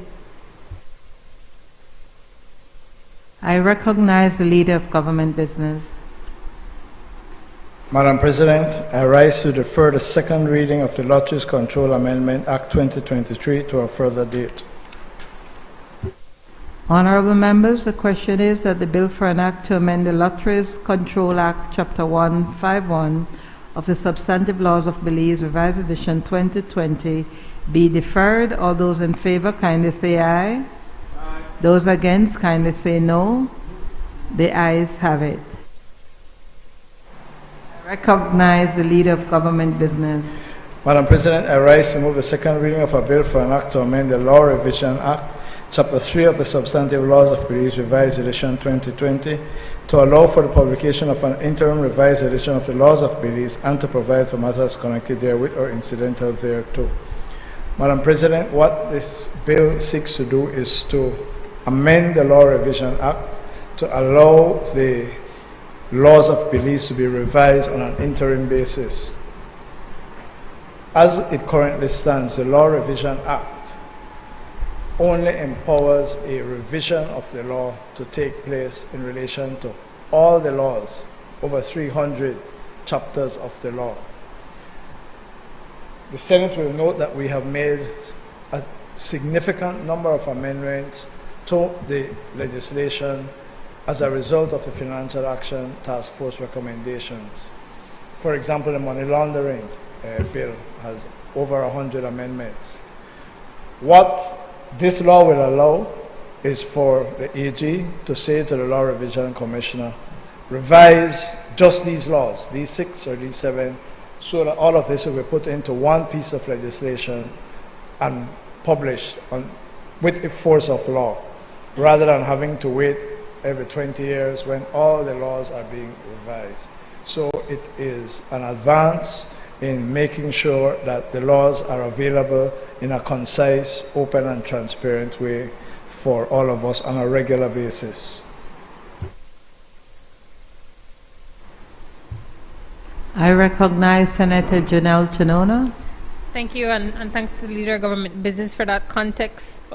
We just had that based on the reading of it, that it didn't lend itself to the appearance that there could be some, I don't want to say give and take, but some discussion or communication, because as read here, we interpret it to be that somehow this would have to be at the discretion and only at the discretion of the Attorney General, that maybe there is a commissioner, maybe it's the public, can do some recommendation as they deem fit or see fit or would like to see recommended. Otherwise, again, it can be guided if it's inappropriate or inaccurate, but this just seems to be that it's the minister's opinion and only the minister's opinion that would cause these changes. And I call out C, which is that the public would benefit from the interim revision and publication, and that's where I guess the recommendation to consider some measure of allowing the public to make recommendations if that is practical. Thank you.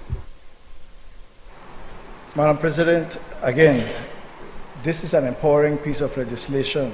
I am sure, for example, the environment community can make a recommendation to the Attorney General and say, it's in the interest of the public that you bring all these environmental regulations, instead of amendment, make it into an omnibus act, one bill, so that everybody has it. Similarly with money laundering, all of this, put it into one piece of legislation so we all have it. There is nothing here that precludes anybody, any interested party, any non-governmental organization, union, chamber, opposition, any individual from making a recommendation that a certain section of the law or area of the law or a particular bill needs to be revised, and the Attorney General will do the revision. Bear in mind, there is a cost. Law revision experts are extremely expensive. So someone has to make a decision, and it's the Attorney General, obviously based on the budget. But we hear the Senator, and as I say, there is nothing to prevent any interest group or individual from making a recommendation. Madam President, I ask that the question be put. Honorable members, the question is that the bill for an act to amend the Law Revision Act, Chapter 3 of the Substantive Laws of Belize, Revised Edition 2020, to allow for the publication of an interim revised edition of the laws of Belize and to provide for matters connected therewith or incidental thereto be read a second time. All those in favor, kindly say aye. Aye. Those against, kindly say no. The ayes have it.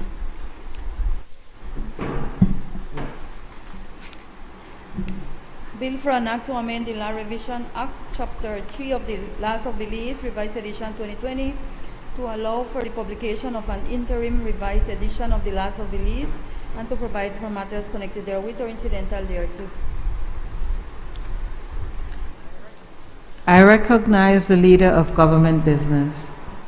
Madam President, I rise to move a second reading of a bill for an act to prescribe matters necessary for the appointment of, and duties of a special prosecutor who has an independent status within the scope of a specific case in the investigation of crime and institution of public prosecution, and to provide for matters connected therewith or incidental thereto. Madam President, this bill arises out of unique circumstances where there is a case of significant public interest that requires prosecution. The director, the current director of public prosecution, is not in a position to exercise her powers independently at this moment. The solution to that is the bill that is before the Honorable Senate. I recognize Senator Michael Perfit. Madam President, I would love to know what is making the current DPP not in a position to exercise her powers independently. Because that is exactly what this little known document called the Constitution empowers her to do. Now, Madam President, in local parlance, we have a saying, you know, when someone does something really silly or totally unacceptable, we say they knock their head. On this piece of legislation that the government is trying to pass, the government knocked their head. We really have to wonder what this government is thinking about and what are their thought processes. Special prosecutor who has an independent status within the scope of a specific case in the investigation of crime and institution of public prosecution. Oh, Madam President, it gets really bad. Now, this prosecutor gets triggered under two circumstances. Section 3A, a case where the National Assembly, by resolution, determines that an investigation be conducted in the interests of political neutrality or impartiality. Madam President, the National Assembly is nothing but partiality. That's why you have opposition, you have government. This is a partial debate environment. How can the National Assembly now say, and many times I'm speechless, you know, Madam President. We hereby table a bill. We hereby table a bill so that Colette Montejo can be prosecuted for such and such a crime. And then there's a debate, you know. There's a debate, Madam President. And all those in favor say aye, aye. All those in favor say no, because you're the most likely person to be prosecuted, sir. Then, Madam President, when the House don't pass that, it comes to the Senate. It comes to the Senate, Madam President. And your presidency will have to preside over whether or not we should send to the Governor General that we have voted to prosecute someone with necessarily no evidence or anything like that. So all of a sudden now, we become investigators. We have to go investigate to see if we are not police. We are not investigators. We don't have officers equipped for that. So now we have to decide whether or not someone who is a citizen of this country will be prosecuted in the National Assembly. And while everybody, Madam President, is entitled to their political opinions and positions, if a PUP majority National Assembly votes to prosecute a UDP personality, the automatic assumption of that is that it is a political prosecution. Even if it's a righteous one, why would we put ourselves in that? Why would we try to ask this Senate to pass a bill that gives us the power to investigate and prosecute? Come on, man. Your arrogance must have one limit. That's one instance. Or a case determined by the minister responsible for the administration of justice as requiring investigation due to a conflict of interest or partiality. Minister, they decide who will be investigated and prosecuted. That is the mother of all partiality. Nobody from the executive should be determining whether or not a person should be investigated and prosecuted for any possible crime. That is ridiculous, crazy. That is why we have a police department. That is why we have a constitutionally created and protected DPP for that purpose, so that the National Assembly people, mostly comprised of politicians, can stay out of the judicial system and judicial proceedings. This is madness, Madam President. But as I promised, Madam President, it get worse and worse. It says here now that this special prosecutor will be appointed by the Prime Minister. I guess you have to and be impartial, right? Really? No, this person, and this is the job, Section 4.3, a special prosecutor shall not be subject to the direction or control of any person or authority. Can I read that again? A special prosecutor shall not be subject to the direction or control of any person or authority.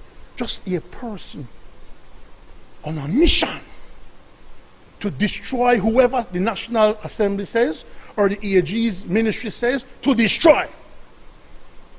Nobody answerable to no one, not even the DPP. And I thought, the last time I read the Constitution, that this power resides only in the DPP.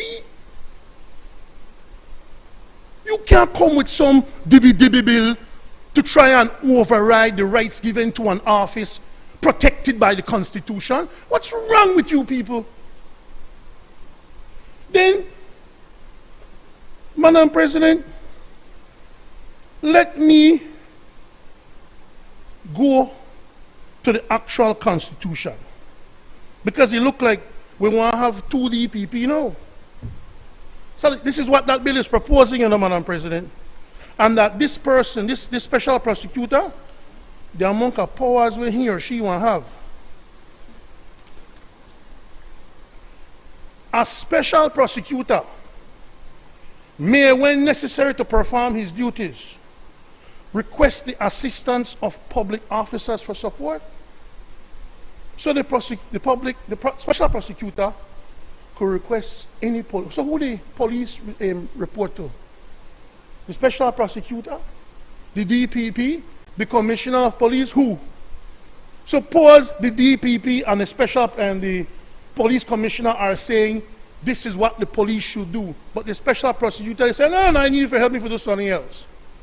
What prevails? This is, I cannot begin to tell you the madness that this piece of legislation is, Madam President. It's saying the remuneration of the special prosecutor shall be determined by the JLSC, the Judicial Legal Services Commission, and the government of Belize shall pay the expenses required for the performance of duties of a special prosecutor with funds appropriated from the Consolidated Revenue Fund. Really? I mean, think you don't got no money? You're going to find money for which you already find money for the DPP's office. Take whatever money you have extra and strengthen the office of the DPP, who is empowered by the Constitution to carry out this very function you want to give to a special prosecutor. I know the leader of government business likes to say that I was absent from law school. Well, whoever drafted this and is sponsoring this, well, first I forget admitted to be absent. I think they were present and just didn't listen. This is unconstitutional. And as soon as you all pass this, I am sure somebody will go to the court to have this struck out. So why put yourself in that embarrassing situation? Madam President, let me read for you the Constitution. Lord of mercy. The section 50. And you can read one old Constitution, this section ain't changed. Section 50. There shall be Constitution, you know, Madam President. Constitution. Section 50. There shall be a director of public prosecutions whose office shall be a public office, to institute and undertake criminal proceedings against any person before any court of law other than a court martial, in respect of any offense alleged to have been committed by that person, to take over and continue any such criminal proceedings that have been instituted or undertaken by any other person or authority.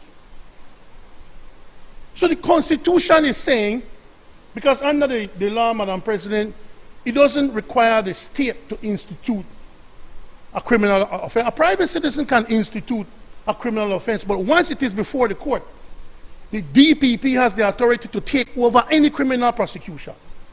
But then this piece of proposed legislation is saying that this special prosecutor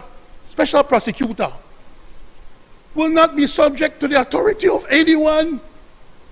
So if this is passed, the DPP will have no say. Someone with a constitutionally protected office will have nothing to say about a politically appointed prosecutor.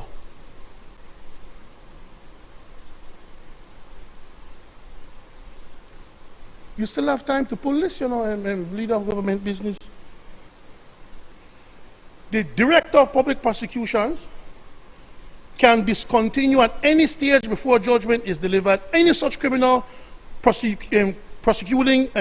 criminal proceedings instituted or undertaken by himself or any other person or authority. The powers of the DPP under subsection 2 may be exercised by him in person or through other persons acting under and in accordance with his general or special instruction. Subsection 4.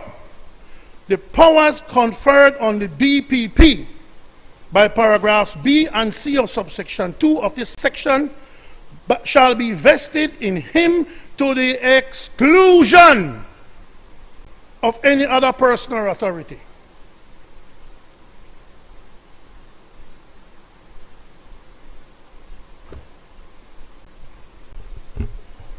Madam President, do I need to say more? Do I need to say that of all the ridiculous pieces of legislation that I have seen since November 2020, this is the one that takes the cake? This is the one that is most ridiculous. And there is no way that we can support this bill, Madam President, and I can't see how anybody can support this bill. I thank you, Madam President.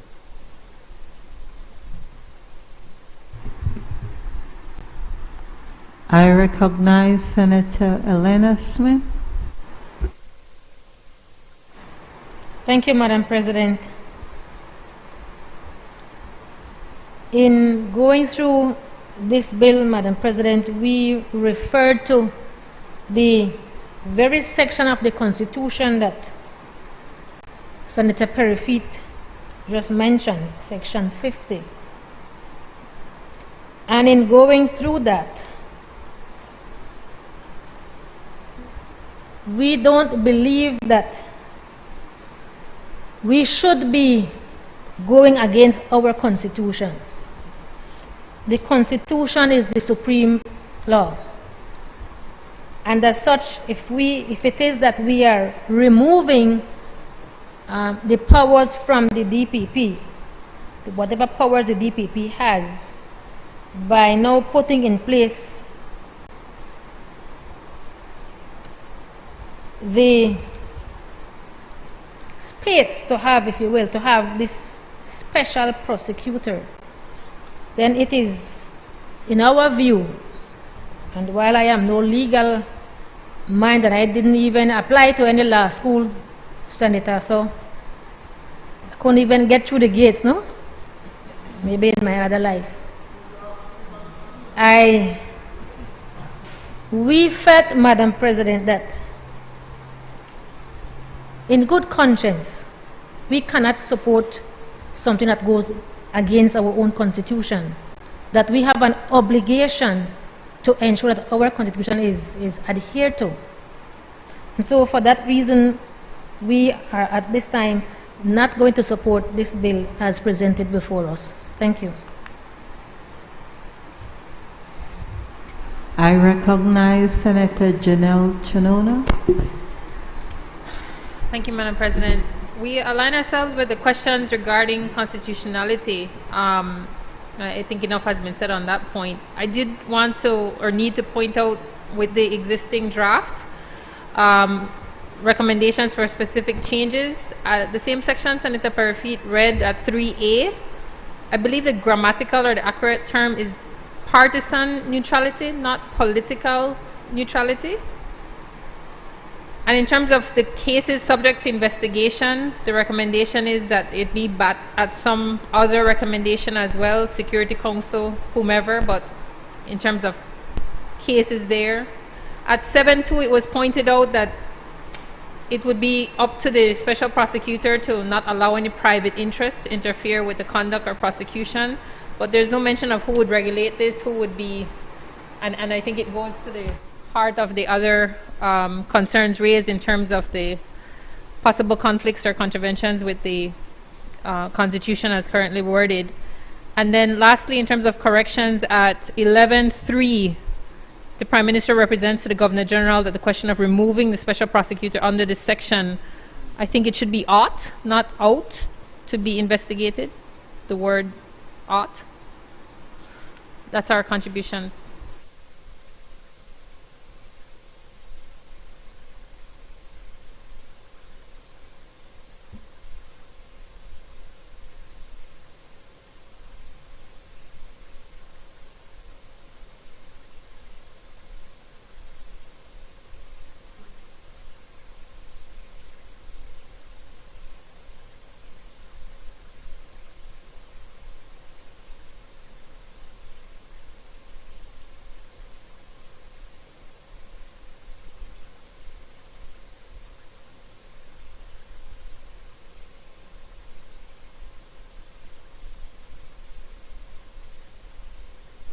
Madam President,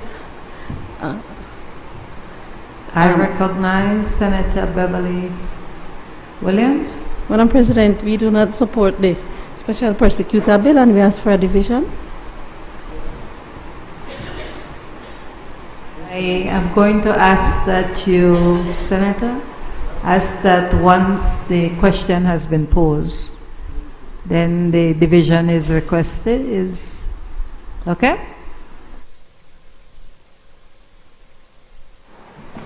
Madam President, I would like to ask for a short adjournment.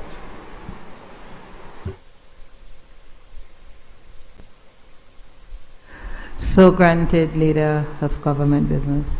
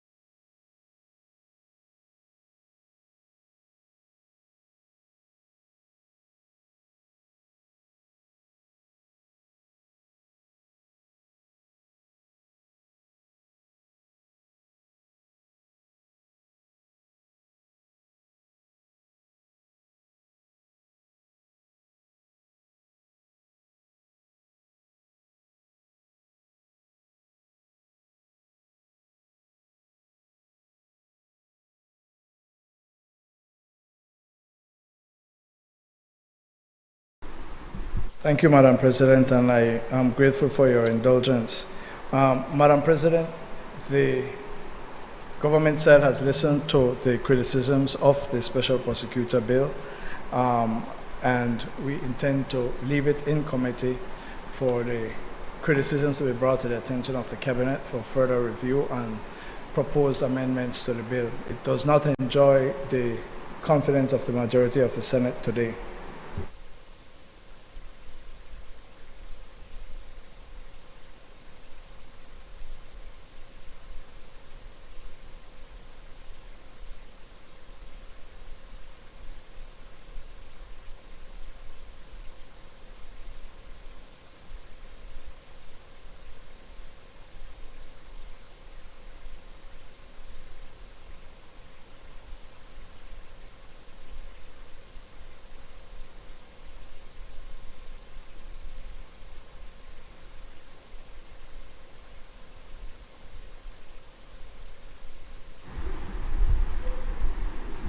Honorable members, the question is that the bill for an act to prescribe matters necessary for the appointment and duties of a special prosecutor who has an independent status within the scope of a specific case in the investigation of crime and institution of public prosecutions, and to provide for matters connected therewith or incidental thereto be deferred. All those in favor kindly say aye. Those against, kindly say no. The ayes have it. Committee of the Whole Senate on Motions and Bills.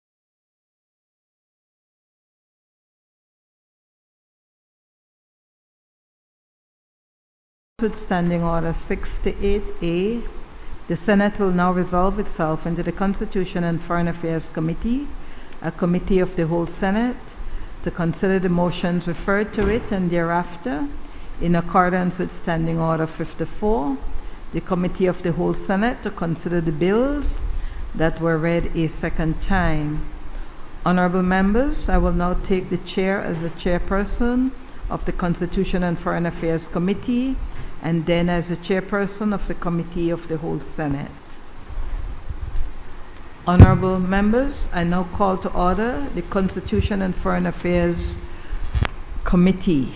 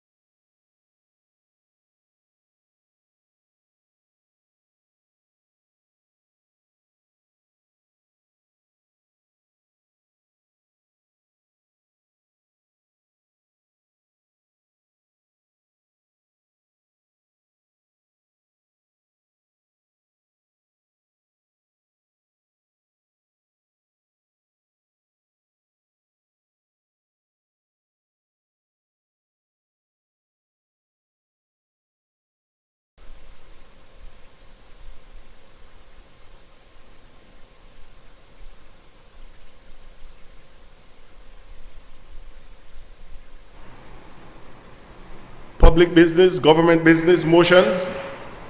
I recognize the leader of government business.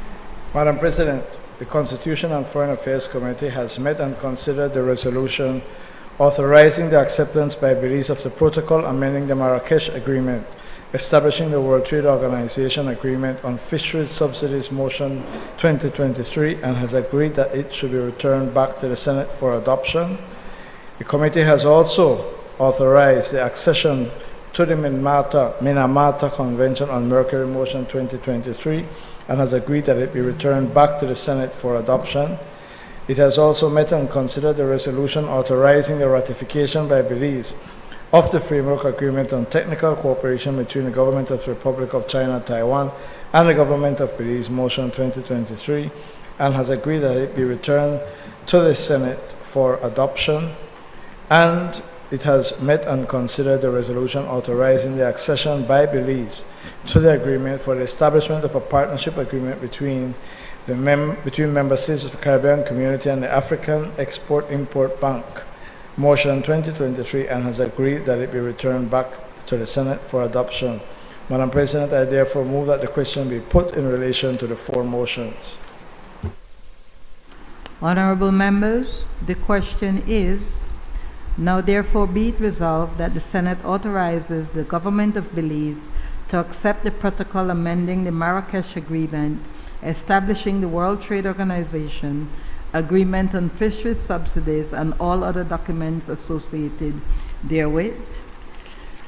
The honorable members, the question is, now therefore be it resolved that the Senate authorizes the government of Belize to accede to the Mercury Convention.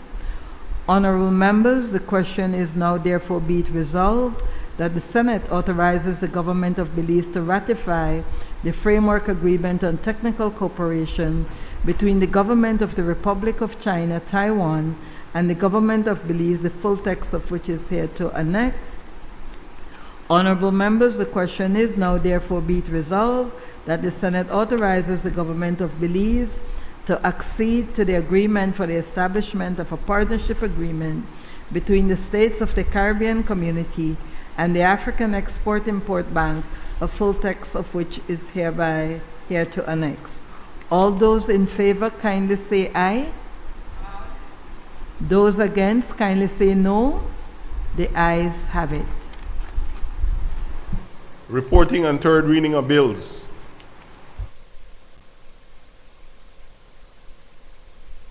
Madam President, I rise to report that the Committee of the Whole Senate has considered the Public Sector Emoluments and Allowances Reduction Amendment Bill 2023 and passed it without amendment. The Committee of the Whole Senate has also met and considered the Credit Unions Amendment Bill 2023, the Central Bank of Belize Amendment Bill 2023, Domestic Banks and Financial Institution Amendment Bill 2023, the International Banking Amendment Bill 2023, Money Lenders Amendment Bill 2023, National Payment Amendment System Amendment Bill 2023, the Law Revision Amendment Bill 2023, and pass them without amendment. I now move that those bills be read a third time. Madam President, the Committee of the Whole Senate has considered the Money Laundering and Terrorism Prevention Amendment Bill 2023 and pass it with amendment. I now move that that bill be read a third time.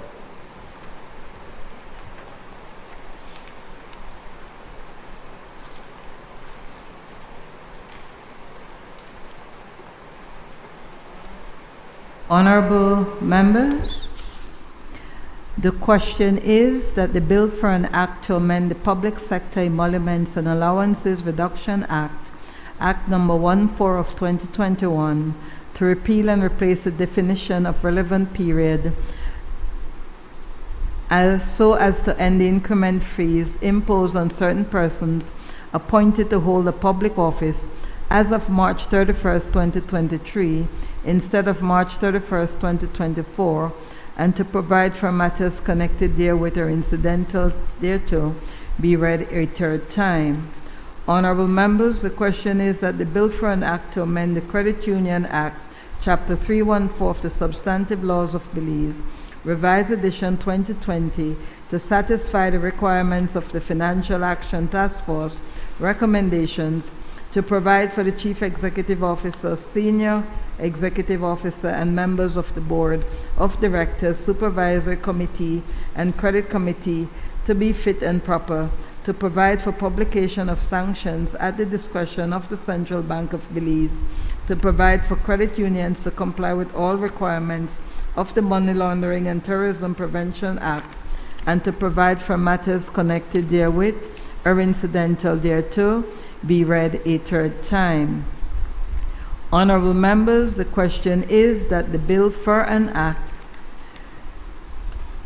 to amend the Central Bank of Belize Act, Chapter 262 of the Substantive Laws of Belize, Revised Edition 2020, to satisfy the requirements of the Financial Action Task Force recommendations, to provide for the exchange of information between financial supervisors, to allow for reinforcement of the central bank to ensure financial institutions comply with AML, CFT, CPF international standards, and to avoid any real or perceived conflicts of interest, and to provide for matters connected therewith or incidental thereto, be read a third time.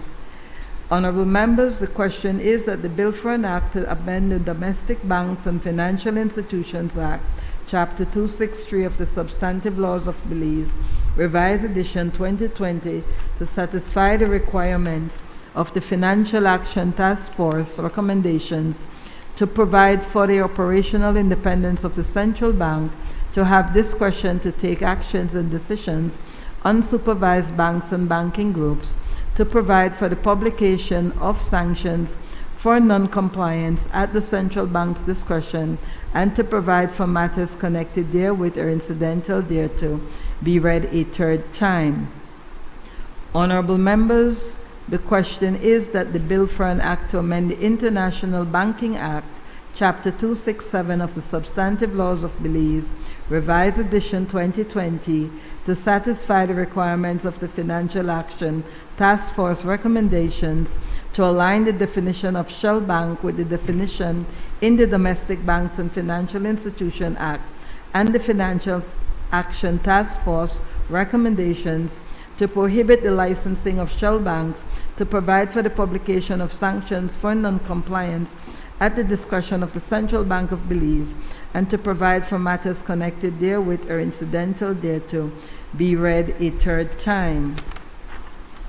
Honorable members, the question is that the bill for an act to amend the Money Launderers Act, Chapter 260 of the Substantive Laws of Belize, Revised Edition 2020, to satisfy the requirements of the Financial Action Task Force recommendations, to increase the central bank's effectiveness in supervising moneylenders by enabling publication of enforcement actions, and to provide for matters connected therewith or incidental thereto, be read a third time.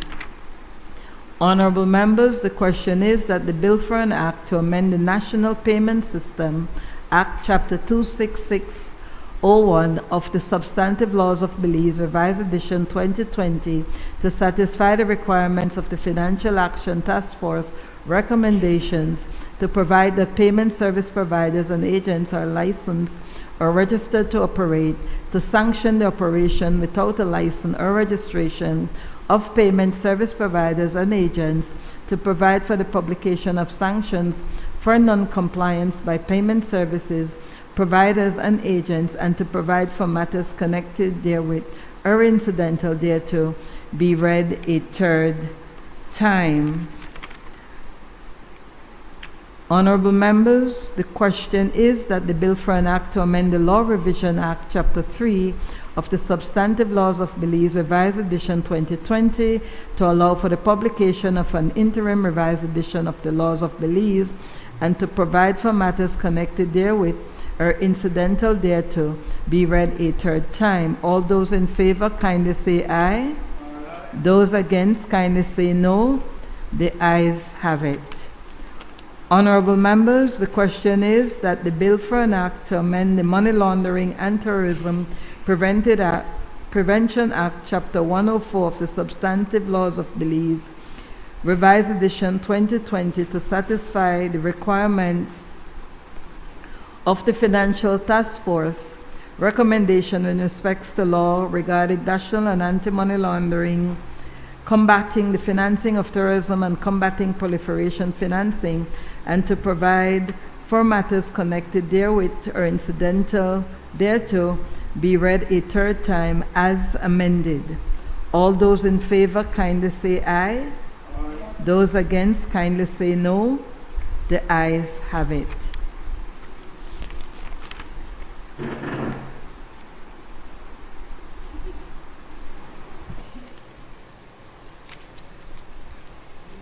The bill for an act to amend the Public Sector Emoluments and Allowance Reduction Act, Act number 24 of 2021.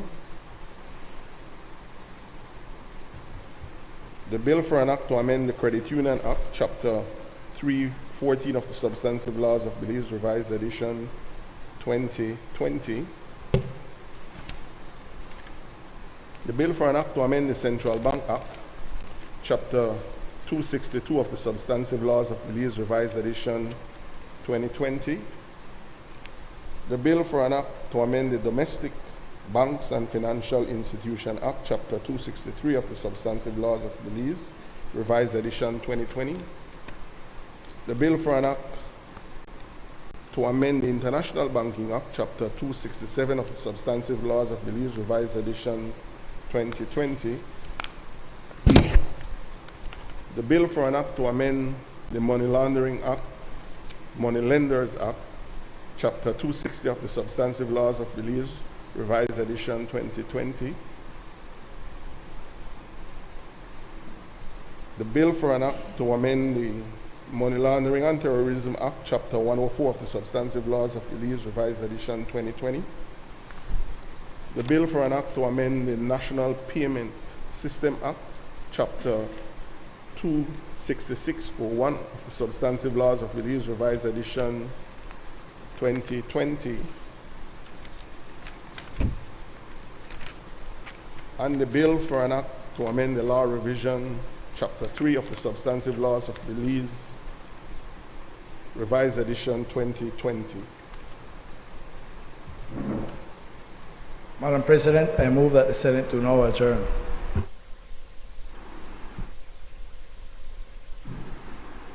Before I pose the question on the Senate to be adjourned, I wish to extend, on behalf of this Senate, condolences to our colleague, the Honorable Senator Antonio Herrera, and his family on the passing of his grandmother, Velma Teresita Sanchez, and to let him know that our thoughts and prayers are with him and his family. May her soul rest in peace. Honorable members, the question is that the Senate do now adjourn. All those in favor kindly say aye. Aye. Those against kindly say no. The ayes have it. The Senate now stands adjourned.